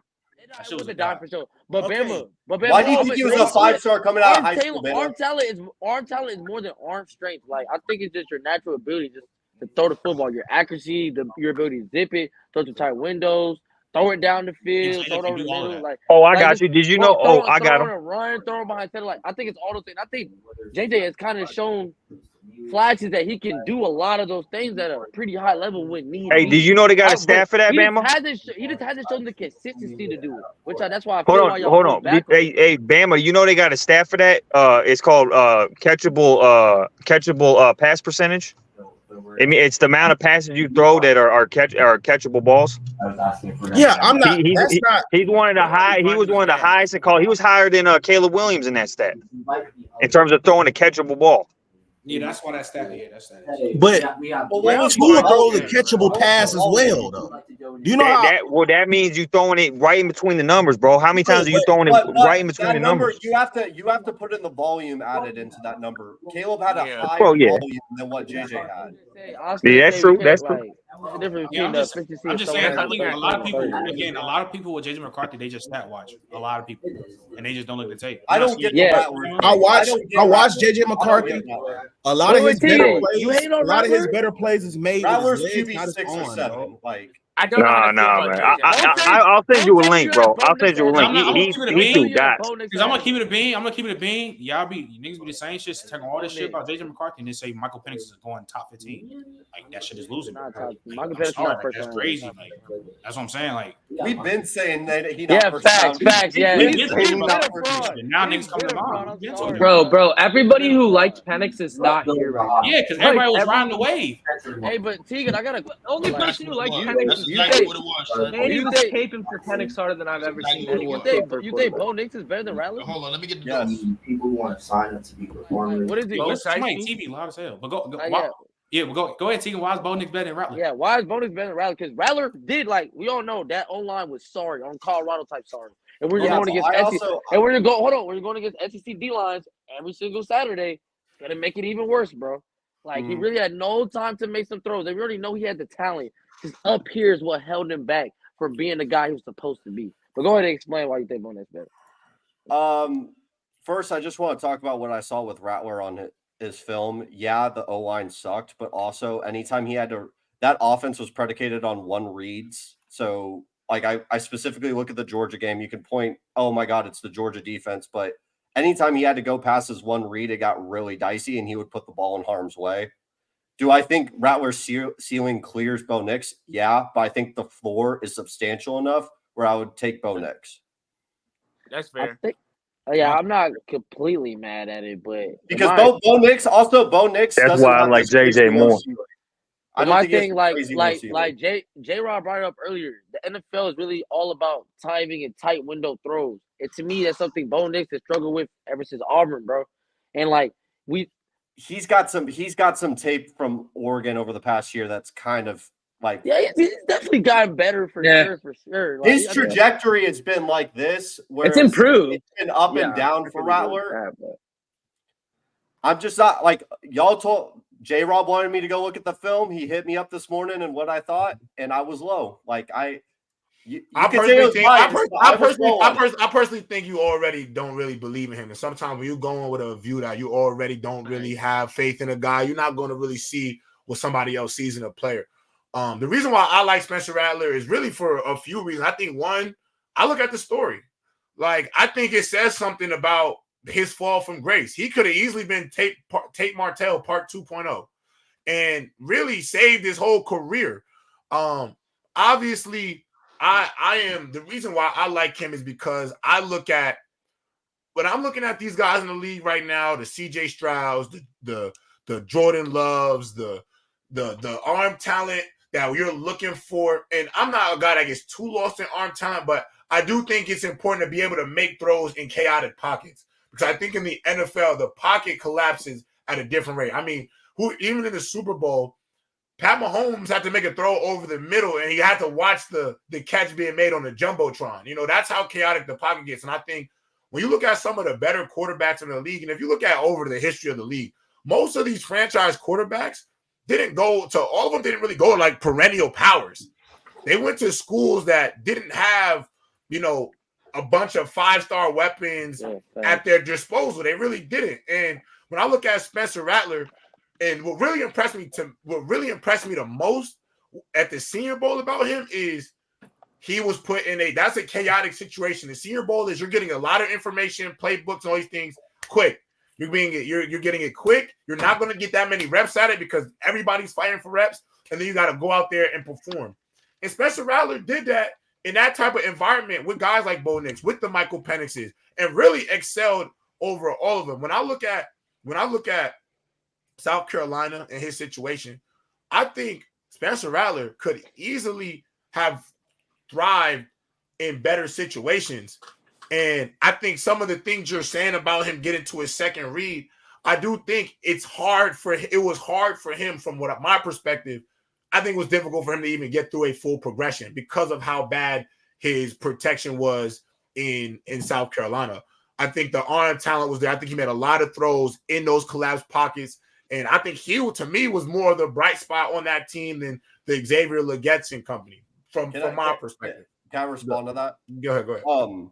So first, I do want to – the story thing I get, I also want to bring up Bo Nix's story going from Auburn and being able to turn his career around because everyone kind of treated him as like a meme, even though he was a 5-star coming out. But the big thing that I saw in his film is, yes, the O-line was atrocious. That I don't want to say it was like the SEC version of Colorado, but there was a lot of opportunities where he created his own pressure. And when he sat back and tried to get to that second read when the pocket was there, there's something with Rattler that if he was able to tweak, it would make him a much better prospect. It's the fact that he knows he can make every throw and he puts it in harm's way. Let me ask you this, Tegan. Let me ask you this honest opinion. I got Spencer Rattler as, to me, last pick in the first round, second round grade. Probably a second round grade. Let me just make sure. Second round graded quarterback. If JJ McCarthy played at South Carolina, do you still think you would look at him at the level of prospect that you look at him right now? Because to me, Rattler's arm talent, the fact that I think he could be a fringe end of first round, second round, because I keep telling y'all, wait till they get to that combine and wait till they get to that pro day. And I think the meetings, when they see the level of maturity from what he was on that TV show to now, I think he's going to make a phenomenal case for himself. And all I'm saying is, if you took JJ McCarthy, the way that y'all, and the thing is, the way y'all talk about JJ is like, y'all are so confident in his ability to flourish. Like, y'all think this, no matter the situation, like, because his pedigree and his ability to win, he's going to be all right. But my only question has really been, right, in this moment too, is if he was in South Carolina, do you think he would be able to do a better job than what Spencer Rattler was able to do in that situation? I think two things. A, if he was at South Carolina, it's tough to tell because I will say part of the thing with JJ is the mystery aspect. Like, he didn't have this crazy amount of volume of throws, whereas Rattler was throwing damn near every play because South Carolina had no running offense. They can't run the ball. Yeah. So I would have a lot more context, but also at the same time, Bo Nix and Rattler are the same age, yet one is looked at as one really old man. That's the biggest thing with JJ that I don't think why I would still feel the same way that I do is we have like a 3-year gap between the two. Like, one, I know if I put in my franchise with the tools that he has, the raw arm strength and the ability to move in and out of the pocket, as an OC, if I was in that position, I would rather take the guy that I would have the longer timeline with. But I'll be honest, though, the reason why I got to disagree with that is because for me, when I'm looking at these quarterback positions, and if you're looking at some of the guys in the NFL right now, a lot of the best guys are the guys who did not have the best, most ideal circumstances. Like, look at Mac Jones in the league. One of the biggest reasons why Mac Jones does not work in the NFL is because he can't play uncomfortably. And my question about JJ McCarthy and my question about Bo Nix as well is, how are they going to really be able to play in the National Football League under chaotic circumstances? They're not going to have those pockets that they had at Oregon. He's not going to have those pockets that he had at Michigan. And I love the fact that in those clean pockets, he was able to excel, because that's what you're supposed to do. You're supposed to be able to perform when it is ideal around you. So I give them both kudos for being able to perform like that, because we've seen people with great situations who cannot perform in those situations. So you've dropped Penix, right? I just want to be clear. I have dropped Penix. Okay. I have dropped Penix. I've dropped Penix because of the same reason. I want you to know I've done a deep dive into Spencer Rattler. I've even looked at like Oklahoma take to now. When I'm looking at both of them, I just feel like if I'm going to outside of the top 3 guys, because to me, all 3 of those guys have shown me levels of the ability to perform in chaos. All 3 of them. I think that's what have made them so coveted. When I look at Spencer Rattler compared to the field, I think I'm kind of shaking a bag and picking a guy, because I really don't know what any of these guys are really. I think they're all mysteries, Tegan, all of them. After the top 3, I really don't know who's going to pan out into what. So when I look at Spencer Rattler, JJ ain't no mystery. Yeah, he is. Arm talent. Dude, stop with late. Y'all miss me with JJ. I don't care, bro. Y'all gonna miss me with him. Yeah, I would take the risk. If I had to take the risk, I think I would take the risk. And you gonna miss greatness. That's what you gonna miss. I got a question. Yeah, just like they missed with Tom Brady, man. You mean Tom Brady the GOAT? I got a question. I want you to know my thing with JJ McCarthy has nothing to do with his physical talent or tools. I think all the physicals are there. My only mystery is literally the circumstances that he done played under. Okay, so there's just things that I feel like do matter. Like Drake Maye, I know Drake Maye can perform in chaos. Like, I know he can make a tight window throw with a 6'3" dude barreling down his chest. I really don't J-Rob, you know Ryan Day regrets not taking JJ. You know that. All I'm saying though with you JJ McCarthy enthusiasts, bro, because I got good memory, bro. I remember Harbaugh was trying to run that spread wide open offense with him, bro. He was fucking up. He never did that. That's cat. He never did that. That's cat. You was lying, bro.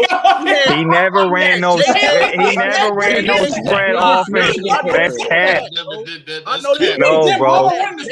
No, bro. If you follow Michigan, bro, you would know Jim Harbaugh after 2020 said, "Yeah, no, fuck that. I'm going back to my roots." He did not run no spread offense. You talking about Shea Patterson? Huh? I don't know what he's talking about, but he didn't run no spread offense. It was some big white boy. I can't remember, bro. I know Shea Patterson. You thinking about Shea Patterson, not JJ McCarthy. It wasn't Shea Patterson. It was before him. The white boy was like number 3 or number 2 or something like that, bro. Number 2? That was Shea. That was Shea Patterson, bro. You getting your years mixed up. Bro, I know exactly who Shea Patterson is, bro. What they got to do with JJ? But what I'm trying to tell you, bro, they was trying to run a spread offense. Not with JJ. Bro, and then they had to dial it back because all of them QBs y'all had. They never ran it with JJ, man. Didn't JJ get benched? Them No, what the hell? I'm thinking about somebody else. You guys watch college football? I gotta know. Think about somebody else. I'm starting to question you guys even watch college football at this point. Nobody watching Michigan. Fuck that. I just want you to know. I want you to know, Ben. Can I say something to you, Ben? Ben, can I say something to you, Ben? Wait, Ben, can I say something to you, Ben? What's up? What's up? I just want you to know the bias oozes all out of your every sentence you take. So I just want you to know if JJ McCarthy was an Ohio State quarterback, you would be asking you would literally be telling me about his run game. You see my profile pic, right? Yeah, I see what's going on. I know. Yeah, you're the biggest Michigan caper I've ever seen. Actually, you take. Anyway, we a champs, dog. We good. Yeah, we the champs. Yeah, we the champs. Let me say this. Yeah, my dog. Go ahead, I'm like, no, because I get with because I know. Ben, you go after him. Wayne, I ain't been watching no college football. I watch way more college football. What's his name? Hey, whoever said that shit about Michigan, man, I mean, you can't be watching college football. Go ahead, Stat.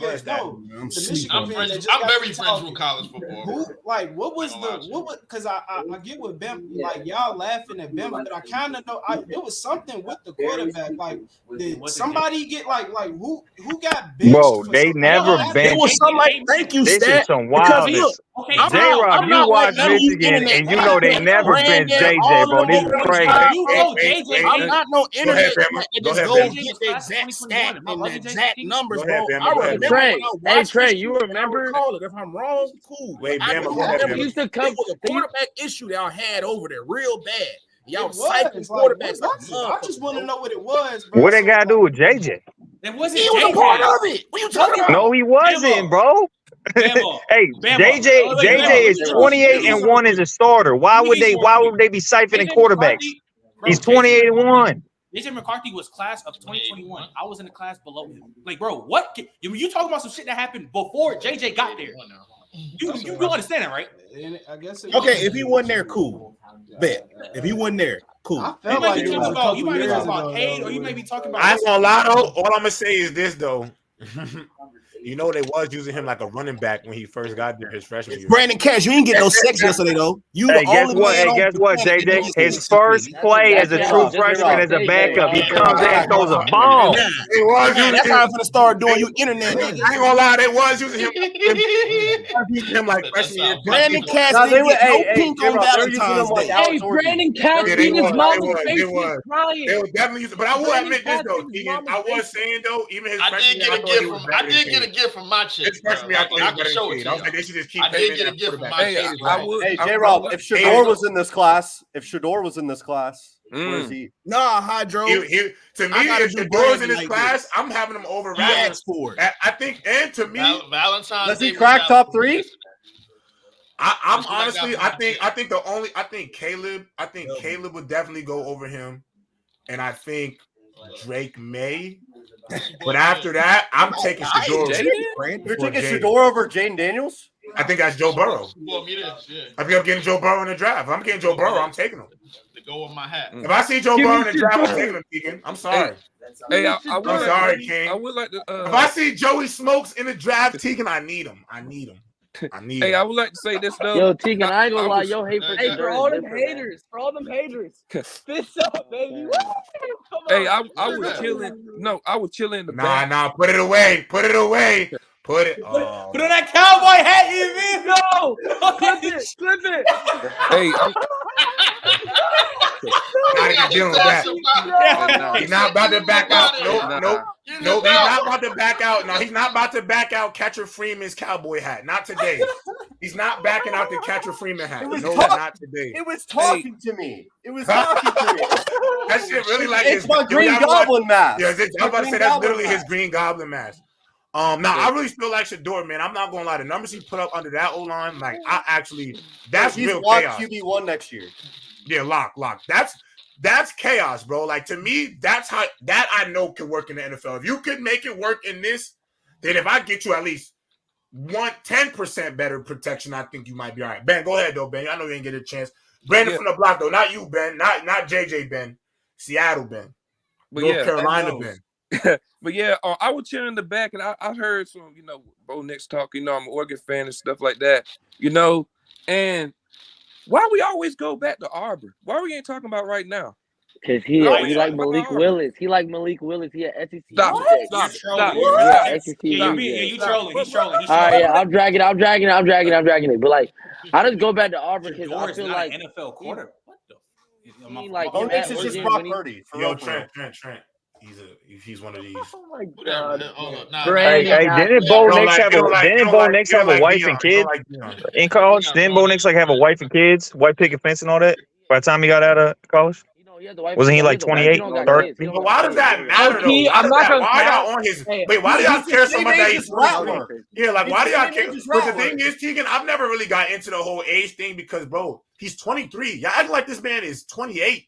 Like he's 23, about to transition into the NFL. It's not like he's 23. I think there's less room to grow. That's why. I think there's less room to grow. That's not necessarily true because young players could be trash too, bro. Like you could be young and not develop. That's so true. That just because a player is younger doesn't make them more malleable than another player. It just means you have more time than them. Yeah. And how long is it? But the thing that y'all not realizing too. The thing that y'all not realizing too is a quarterback's lifespan, 23 for a quarterback and 23 for a running back or wide receiver is way different. We got quarterbacks that are well into their late 30s.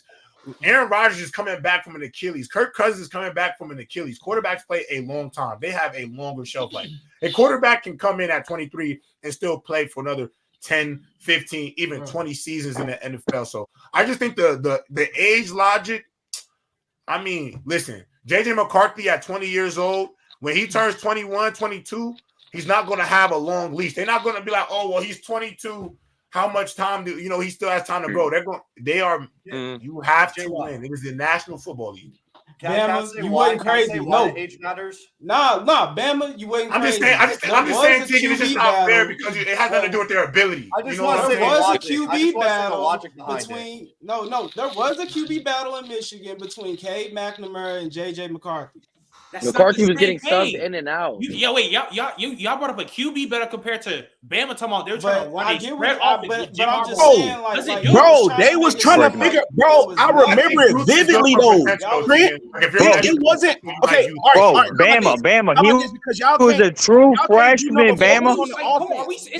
Y'all keep focusing on the offense. Bama. He was a true freshman. Bama. It was a point in time in there, bro, where they was doubting their quarterback play, bro, and they was trying to figure it out. They wasn't doubting nobody. He was a true freshman. He didn't start off the rip. That's why they had the QB battle, not because of somebody Jim Harbaugh trying to run the offense. It said he was hurt, but then bro, hey, Bama. I would just give this one up, man. No.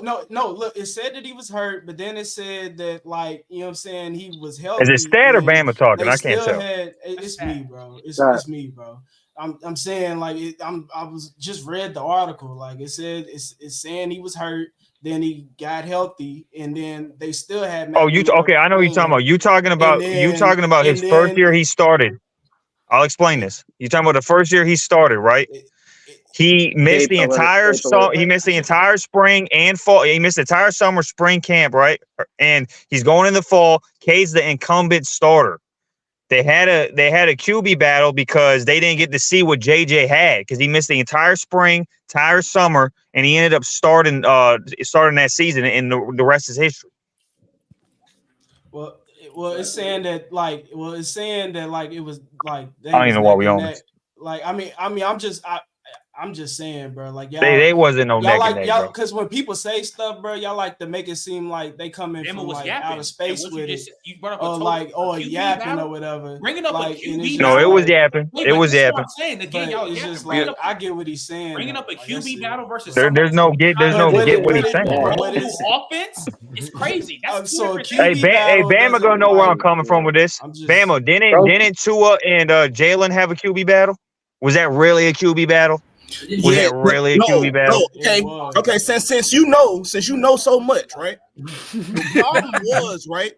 The reason why Jalen lost his spot, we didn't hit a 9 ball in 2 consecutive years, my nigga. We wasn't able to hit those routes, so it was night and day. When Tua got in with the offense, week against Vanderbilt, Tua had almost 400 yards passing, bro, coming in. The game was 35-0.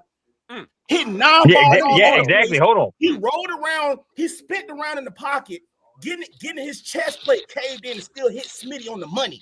That's when the job started to get lost. Vanderbilt. Don't forget that. Don't forget but that. hold on. The following year, what did Nick Saban say, Bama? The following year, what did Nick Saban say? He said, we still got a battle. But was it really a battle? Or was that just coach speak? You're talking about my team. The only reason it was a battle, and the reason why Nick Saban said that, Jalen Hurts is like his adoptive son. That man really almost broke out into tears when he had to bench Jalen Hurts. Y'all don't realize that. Also, that's the same thing with Cade. Also this too, to let you know, the further let you know really how much Nick Saban loves Jalen Hurts. Jalen was about to transfer to Miami. Nick Saban said, "Stop. I'm gonna make a quick call for you," and got him to Oklahoma. So I'm trying to tell y'all, Bama, that's the same thing with Cade McNamara. That's way different than no, it's not. Cade. No, it's not. Bama, Cade was the incumbent starter that won our first Big Ten championship in almost 20 years. Okay. He had to pay him respect too. He had to pay him a level of respect too. It's actually very similar. It wasn't no real QB battle. Everyone knew Tua was the quarterback. Everyone knew JJ was the quarterback. But in both situations, the previous starter deserves some respect. Brandon Katz, you lying. The only reason Tua really had to start because Tua threatened Nick Saban. His dad actually came up to Alabama and said we was about to transfer the following year. That's true. You don't know shit. Yeah, but Jalen was never going to start, Bama. You know that. Bama, you know Jalen was never going to start. I'm a redneck when it comes to this Bama shit right here. Jalen Hurts. But Bama, you know Jalen wasn't going to start, bro. Be real. You know it was Tua's job. His first year either. The only reason Jalen Hurts started. I'm talking about the year after that. And all them other sorry white boys, Cooper Bateman and all them got hurt, bro. And Blake Barnett got a concussion versus USC. That's the only reason Jalen Hurts started to start. We was finna go with Blake Barnett because that's who Lane Kiffin wanted. He wanted the West Coast boy to run his offense. But Bama, the point I'm making is the year after the year after the national championship game that Tua came in, the following year, there was a quote unquote QB battle. My point is, no, there wasn't. Everyone knew Tua was going to be the guy. Everybody knew that. The only reason Tua became the guy because they had a team vote without Nick Saban. Can I ask you a real JJ McCarthy question, bro? Let me ask you a real JJ McCarthy question. You think he could throw 35 passes in the NFL efficiently? Hell yeah. Not right now. Based off what information? Based off what information? I mean, well, if you want to go with that kind of, okay, I'll answer that. If you want to go with that kind of logic, we don't know either way then. Exactly. But nothing tells me he can't. Nothing tells me he can't. Well, why does it tell you that he can though? That's my question. Like that's what I'm saying. Like when y'all tell me, like the way y'all talk about JJ with this level of confidence, why can he? Y'all only tell me about pedigree. The reason why I'm asking, can he throw 35 to 40 passes in the NFL game if that was what it took to win a football game, is because that's what it takes to win in the NFL. There's going to be a game in his career. There's going to be a game in his career where he's going to have to throw 35 to 45 passes in a game and win a football game. And what you JJ McCarthy apologists always tell me, don't seem to ever have an answer for that. They just tell me he's a mystery. It's going to change in the league. But well, actually, I do got an answer for that. I do got an answer for that. It was very few times. It's just, you know, it was very few times. Oh, yeah. He's going crazy. Yo, there's a lot of quarterbacks that won national championships, y'all. A lot. Yeah, and a lot of them. JJ McCarthy won 42-14. And the guy that couldn't win a Big 12 title is winning all the Super Bowls right now. Jake Coker won one in 2015. Greg McElroy won one in 2009. That's a bunch of bums that win that. As I said, can you hear me now? I was going to say, actually, J-Rock, he was asked to do that very few times. And when he was asked to do that, he dotted the team up. Tell me the game where he was. But it was very few times. TCU. Name 5 games. Give me 5 games where he was asked to throw 35 to 40 passes. 5 games.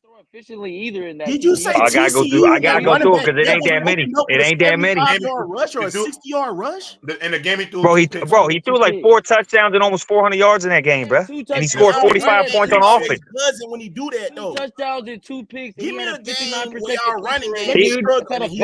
Hey man, he still operated the offense to 45 points, bro.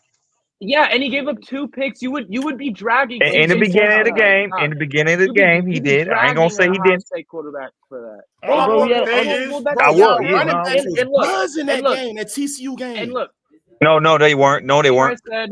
Look, we got shut down. No. Did you watch the TCU game? I'm not gonna lie. I'm real quick. Coming from a Bama fan, I hate when you try to downplay other players when they have good run game and your team is literally Alabama. I hate when you do that shit. That's so annoying. But I want to know, Trent, my point has nothing to do with run game. Yeah, I know you. I'm talking about Bama specifically because he's the main one. He be the main one popping up since 2016. Hold on, let me finish. You be the main one that will pop up to it and Mac Jones when they had the 1992 Dream Team, all the run game and all the fucking receivers in the world. But then you trying to shit on somebody and else the O-line. That shit is lame. That doesn't make sense. And it's still inconsistent. And look. You're Alabama fan. The 1992 Dream Team. The reason why you missing me with that, Alabama offense changed solely after 2015 to where instead of relying on the run, they relied on them receivers when they started getting all them 5-stars. You got Michael Jordan, Magic Johnson, Larry Bird. Of course you're gonna do that. So regardless, if we go back to JJ McCarthy relies on the run game like AJ McCarron, Greg McElroy. All of them quarterbacks who I was trying to name, and y'all was like, "Oh, they relied on Derrick Henry and 95 running backs." So yeah, I'm using the argument right back on JJ McCarthy. Is not that. I'm using it because you can visually see it. When you can visually see him getting bailed out by his run game. If you have the best run game in the country, why would you not use it a lot? Say what? If you don't have the if you have the best run game in but the country, that's not. But that's but the hold on. Hey, but Bama, he wasn't always bailed out by the run game. That's also also. But the thing is, Trent, that's my whole question. That none of y'all could ever, but none of y'all could really give me a tangible answer. Like even Ben can't give me a tangible answer. Like I just gave you a game. Didn't move anyone. Oh, Ben, that wasn't really an answer though. It didn't move anyone. You say he dotted people up. He dotted somebody up in an L. Like and playing from behind. Okay, but you're talking about an individual. He wasn't playing. They were in the reason why he had to do the way he played because he was a part of the reason why they were in the situation they were in that game. My question, my thing with this. But J-Rob, that's not what you asked me. I actually Ben, learn from this way. I asked you 5 games where he had to throw 35 to 45 more. I gotta go through all the games, bro. I don't know off the top of my head, but I know the TCU game. I know the TCU game. He had to throw for 30-some passes. He probably don't got. And you don't have to cape for this. He probably do got 5 games. I gotta go through it. But my whole thing with JJ McCarthy, and this is why I don't understand, and nobody's ever explaining it to me, is no quarterback to me in the history of the game has been given such a launch pad to the top 12, top 10, these conversations. Like Tegan said, he think he going as high as 12. And that don't make sense to me because like how do you and what is needed to take to win in the NFL? How is he shown you enough to bank your entire franchise on him? And that's my problem with your argument, J-Rob, is you're basing it all off of the fact he hasn't thrown the ball 30 times and not everything else he does. Tegan came up here and said that he thinks he can be he's going to get drafted. Tegan says he's going to get drafted in the top 12.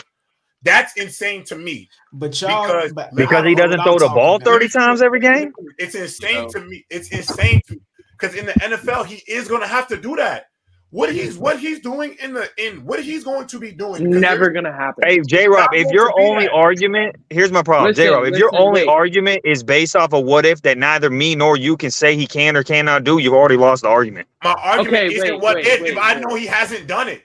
If he's been, if you have to take the SATs, but you've been studying for the ACT, you're not. I know that you're not prepared for this test. But how do you know that? At Michigan, because he's never had to do it. Just because he didn't have, and he's 28-1. If you haven't had to do something for 3 years, you have to do something for 3 years, then have to go out and have to go out and do something that you've never had to do. My question is, how would you have so much confidence in that? That's what I'm saying. Because I have confidence in a lot of reasons. His throwing ability, he operated an NFL scheme. He when it comes to advanced stats, third and longs, must down conversions. He was the best in college football at that. He had the highest catch percentage, catchable ball percentage. Okay, I mean, Ben, bro, I could go into reason after reason that doesn't have to me do with just- throwing the ball. He has second ball passing volume. I got it. He's I gonna got be it. at the top. I got it right here. I got it. I brought it His up right here. passing volume was so minimal. Of course, he's gonna be Well, at the top. that's your only argument is based off an answer that you don't even know yourself. It's not. Also, you know the answer because he hasn't done it. He Can you hasn't had tell to me do this it. though? That's not an answer though. Just because he hasn't done it doesn't mean he can't do it. But dude, it's a question that needs to be the highest asked. yards And what that I he said, threw was wait, Bama, 343 yards. And that No, was in no, that because one. I gotta ask this. I gotta ask this real quick because y'all don't be asking real questions. Tell me what quarterback was good coming from a team with an elite running back? Because Blake Corum is elite. When he gets to the league, that's gonna be the person right there that's gonna make a name for Michigan right there. When he gets How you gonna knock Blake Corum? So again, Hold on. PC. Did JJ win games? Did JJ win games without an elite running game? Tell me what QB that had an elite running back in college, bro. Tell me he went and did all this shit you talking about JJ finna do in the NFL, bro, because I don't see it. Okay, hold on. Bama, did JJ always have an elite running game when he won games? Wait, listen, Greg McElroy In 2022, with no. Greg McElroy went to the Jets. That boy was trash. Didn't Andrew Luck have Christian McCaffrey? Am I tripping? Hold on, man. Hold on. Let me ask you. Hold on. Wait, let me please. Wait, did you bring up 2021, Ben? Hold on, time out. Let me ask Ben. You brought up 2021, Ben? No, I brought up 2022. Why did they? What was the biggest reason they beat Ohio State at Ohio State? Was it because of the run game? No. Hey, Matthew, bringing up with one game. It's because of JJ McCarthy, son. It's because of JJ McCarthy. One game. Yes, it was. Wait, Devin, one game manager, bro. It's one game. I can bring up several games he won, bro. Here's the answer. They had nothing to do with the run game. So to answer the question that you couldn't answer for me, in 2022, he threw more than 35 passes against Indiana, against Illinois, and he threw 34. Purdue. No, actually he threw 34. Purdue. So he only threw 35 over 35 passes once against Indiana. Purdue, he's on 34, but he's at 34. He's on 34 passes out of entire. He threw 37 against Purdue this past year. In the last time, and in his last game of 2020, he threw 34 passes against TCU in a. You feel me? That results in that. And he's only lost one of those games. This past season, I'm gonna go to this past season. He has only had to throw the ball. He's only threw the ball more than 35 times against Purdue. That was the one time. That was it. He threw it 30 times. And what's his record in those games? The only one he lost was TCU. 3-game sample size. Anecdotal claim. But that's fine. That's all we got. Bama, to answer your question. All right. All I want to say is. All right. All I want to say is it matters the fact in this league that you need to be able to backpack your team. And so players, quarterbacks that backpack their teams in college are able to make adjustments when they have talent given to them because it's something that it's easier. And look at all the quarterbacks that have literally been game managers glorified, a.k.a. Mac Jones, someone who was putting up numbers with 2 receivers that had 15 yards of separation a pop. When you get into he wasn't a game manager, bro. He was not a game manager. He wasn't. A game manager, Ben. No, he wasn't. Not that year. No. Okay, so if you hold on. So a game manager throws for almost 5,000 yards and 50 touchdowns. Yes. That's a game manager. That's crazy. That's crazy. That's wild. JJ McCarthy was the same team. That's wild, bro. He threw for I think 4,500 yards that year, 50 touchdowns. That's a crazy game manager. I'm not gonna lie. The fact that y'all talking about Mac Jones, Alabama, when he had Devontae Smith. Yeah, I'm not talking about that. I'm not bringing that up. You're lying. I think JJ McCarthy just has a lot of question marks. He has a lot of question marks, and I think because of those question marks, it's hard for me to see how people are so confident about him. J-Rob, your only question mark is he hasn't thrown the ball enough. Which that's a big question mark. That's a big question mark. That's a big question mark. Man, you say question mark. There's one question mark. J-Rob, I got you. Look, why would that? That's the biggest question mark. That's his job. That was Nah. Let me answer this. This is why I think people. So his job is to operate the offense. I think it's a He operate pretty big question mark. What the hell, Ben? Well, No. It's a big question mark if you need him to throw the ball a lot. That was a dumbass point to bring up. I'm not gonna lie, that shit was. Go ahead, Trent. That's what I'm saying. With this class specifically, like I said, I only think there's 3 first-round quarterbacks for real. I just think this is a year where teams have to reach so many times on quarterbacks. They need quarterbacks. That's why people think JJ. Like I don't think JJ Round's JJ the first rounder. I don't think Penix's a first rounder. I don't think Bo's the first rounder. They're like second day, third day guys. That's fine. Right. But in the class like this, where a lot of these teams need these quarterbacks, right, you're gonna have to reach. Because I'm not super duper confident that JJ McCarthy is a first. Like, I never thought he was a first round draft pick. Right. But if somebody in this draft specifically, if they take JJ 15, 14 because of the teams that got to reach on the quarterback, I'm not mad at it.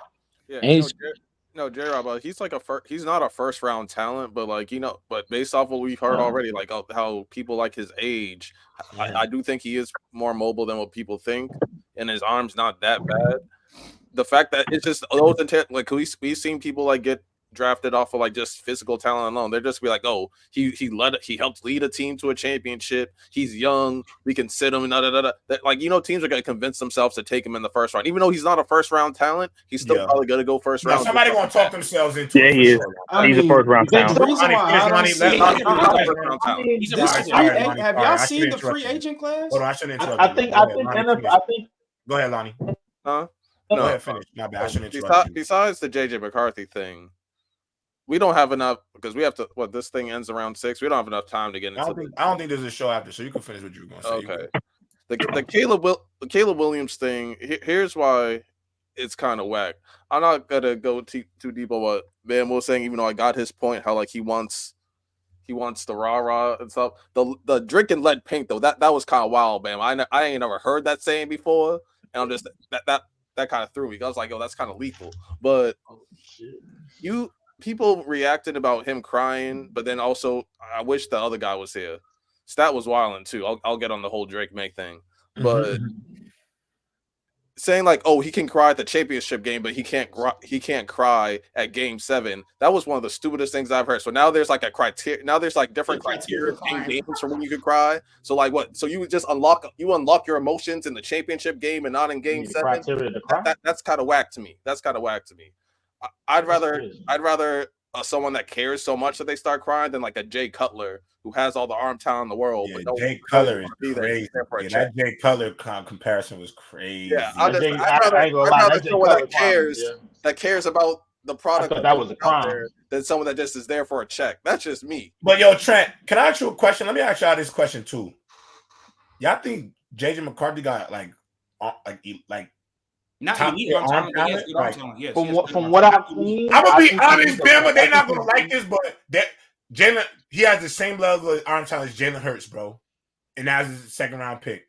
I'm not tripping. Bro, that is disrespectful. If not less. But Trent, that's my point. If not less, bro.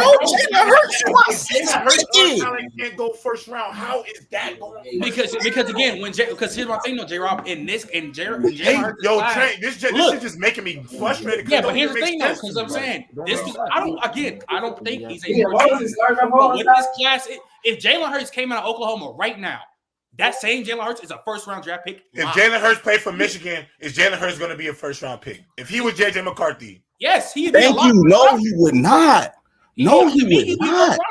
And keep it a B with me. He actually won the Heisman and went time out. Third round. Well, I think if OU Jalen Hurts was at Michigan, because I think he improved heavily, I think he still could have been a first round. And you gotta understand, there's like 4 teams that need a quarterback.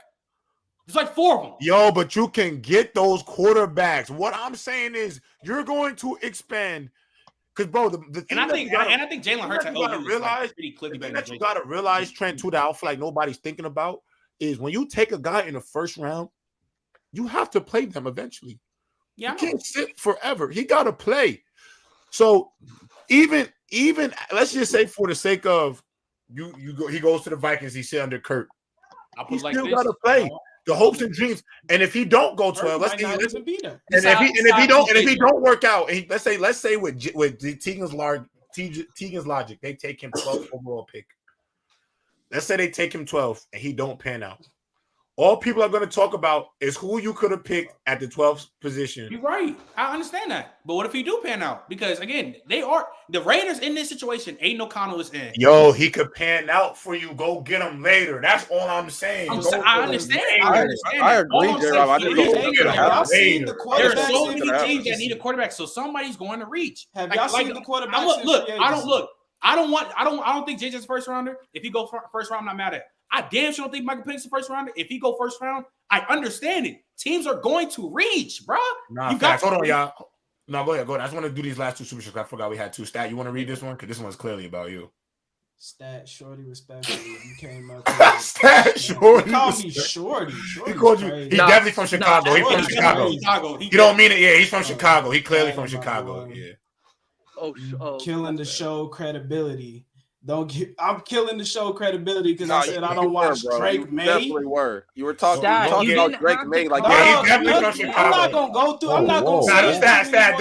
It's good. It's Stat. You good. Stat. You good. You good. Don't dig yourself. Stat. You good.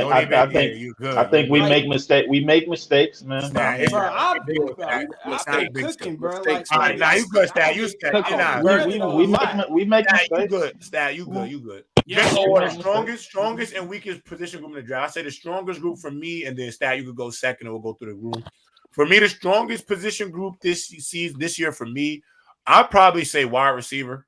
I think there's at least 4 to 5 potential wide receiver ones in this draft. I think there's some real dudes. And then I think my weakest position group, honestly, offensive lineman. I would probably say edge rusher because there's no edge rusher in this draft to me that's like Dallas Turner. Latu, Dallas. But I'm talking about after the top guys. You talking about the depth? I'm talking about the depth of the position because we talking about the whole group. No. We talking about the whole group. J-Rob, Dallas Turner too. Dallas, Latu, Chop Robinson, Jared Verse. From Florida State. Okay, 4. Okay, then it's not that weak. Nah, there's enough. I'm talking about the whole group, though. I think, like, if you take the wide receivers outside of the first round guys, I think there's still good potential at the second, third, fourth. I think once you go to edge rush, I think at the top there's the premier guys, and then I think the rest of the way you're guessing on what you like.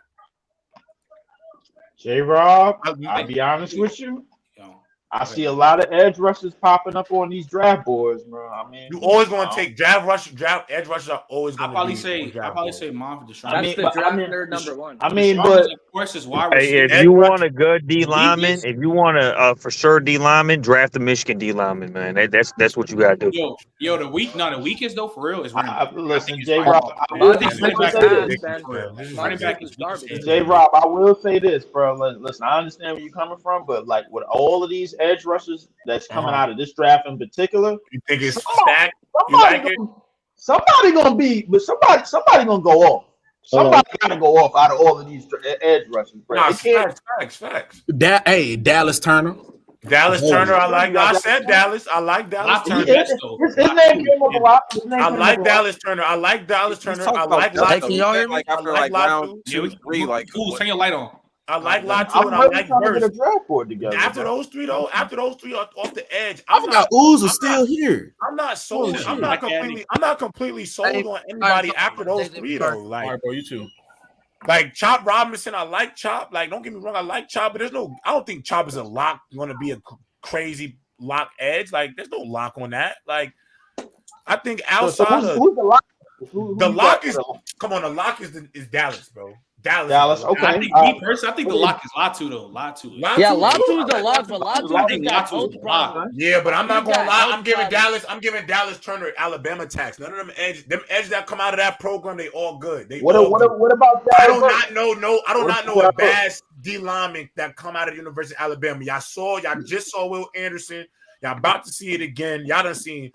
If there's one thing I'm going to trust, I'm going to trust an edge rusher from Alabama. What about bro from Florida State? What about bro from Florida State? I like Verse. Big Verse, a monster. I like Verse. But you got to understand. You got to say a guarantee. I'm saying my only guarantee right now to me is top 10.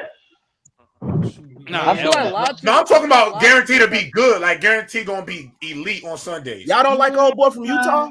What's old boy name from Utah? I forgot about him. Utah. Hold on, let me find him. Bro, because their defense was solid. I don't be remember. See, I just be watching this shit, bro. See, that's why I'm saying I ain't no stat nigga. But I be knowing when I turn the TV on, if I watch a game, bro, and somebody is making noise, bro, I take a mental note of it, bro. Oh, hey, too bad this ain't the next draft season because there's gonna be a couple generational tackles in that draft. Generational tackles on the D line or O line? On the D line. Okay. What was it called? Say my strongest and weakest ones. It was just the same ones as Trent. My strong ones is obviously the wide receivers. Like J-Rob was saying, like you got like 4 to 5 guys who could be potential like top 10 receivers in this league in a couple of years coming. And on top of that, the weakest one in my opinion would be the backs. I think the running backs have been extremely mid. The best one just had a season-ending injury this year. We don't know where he's going. Jonathan Brooks to me is Bucky Irvin is the best running back. Bucky Irvin is like that. Hey, I'm not mad. I'm not mad. Bucky's like that. Bucky's like that. Hey, so the night that I found out a lot about Bijan that I didn't know right off the rip, bro. Like, listen, the second that he landed on Atlanta, because I think they wanted to take Carter. Philly had took Carter before, and he landed on Atlanta, bro. Like, I was just like, hey, yo, he might go off for them, bro. Like, I think that's where the place that he needed to be, bro. You seen what type of season that he had, man. I mean, I think Bijan was good right away. But in terms of the backs, I agree. I gotta agree with Ooze, bro. Like, cause I don't think the back in this draft. You guys don't think you guys ain't high on Blake Corum? Blake Corum is not better. You say Blake Corum ain't better than who? Listen, he's not better than Bucky Irvin. Nah, he's high on any player. I like Bucky. I think Bucky give me that lightning in the bottle. I think Bucky that's really he's a great pass catcher. Blake Corum wasn't even better than Donovan Edwards. I like Blake. No, he way better than Donovan Edwards. But I'm talking about the translation to the NFL. Bucky Irvin, get up out of there. Bijan went after Carter. Brandon. Yo, to me, Bama, hold on. Most people would assume. Most people assume that Bijan Robinson was the best running back in the draft.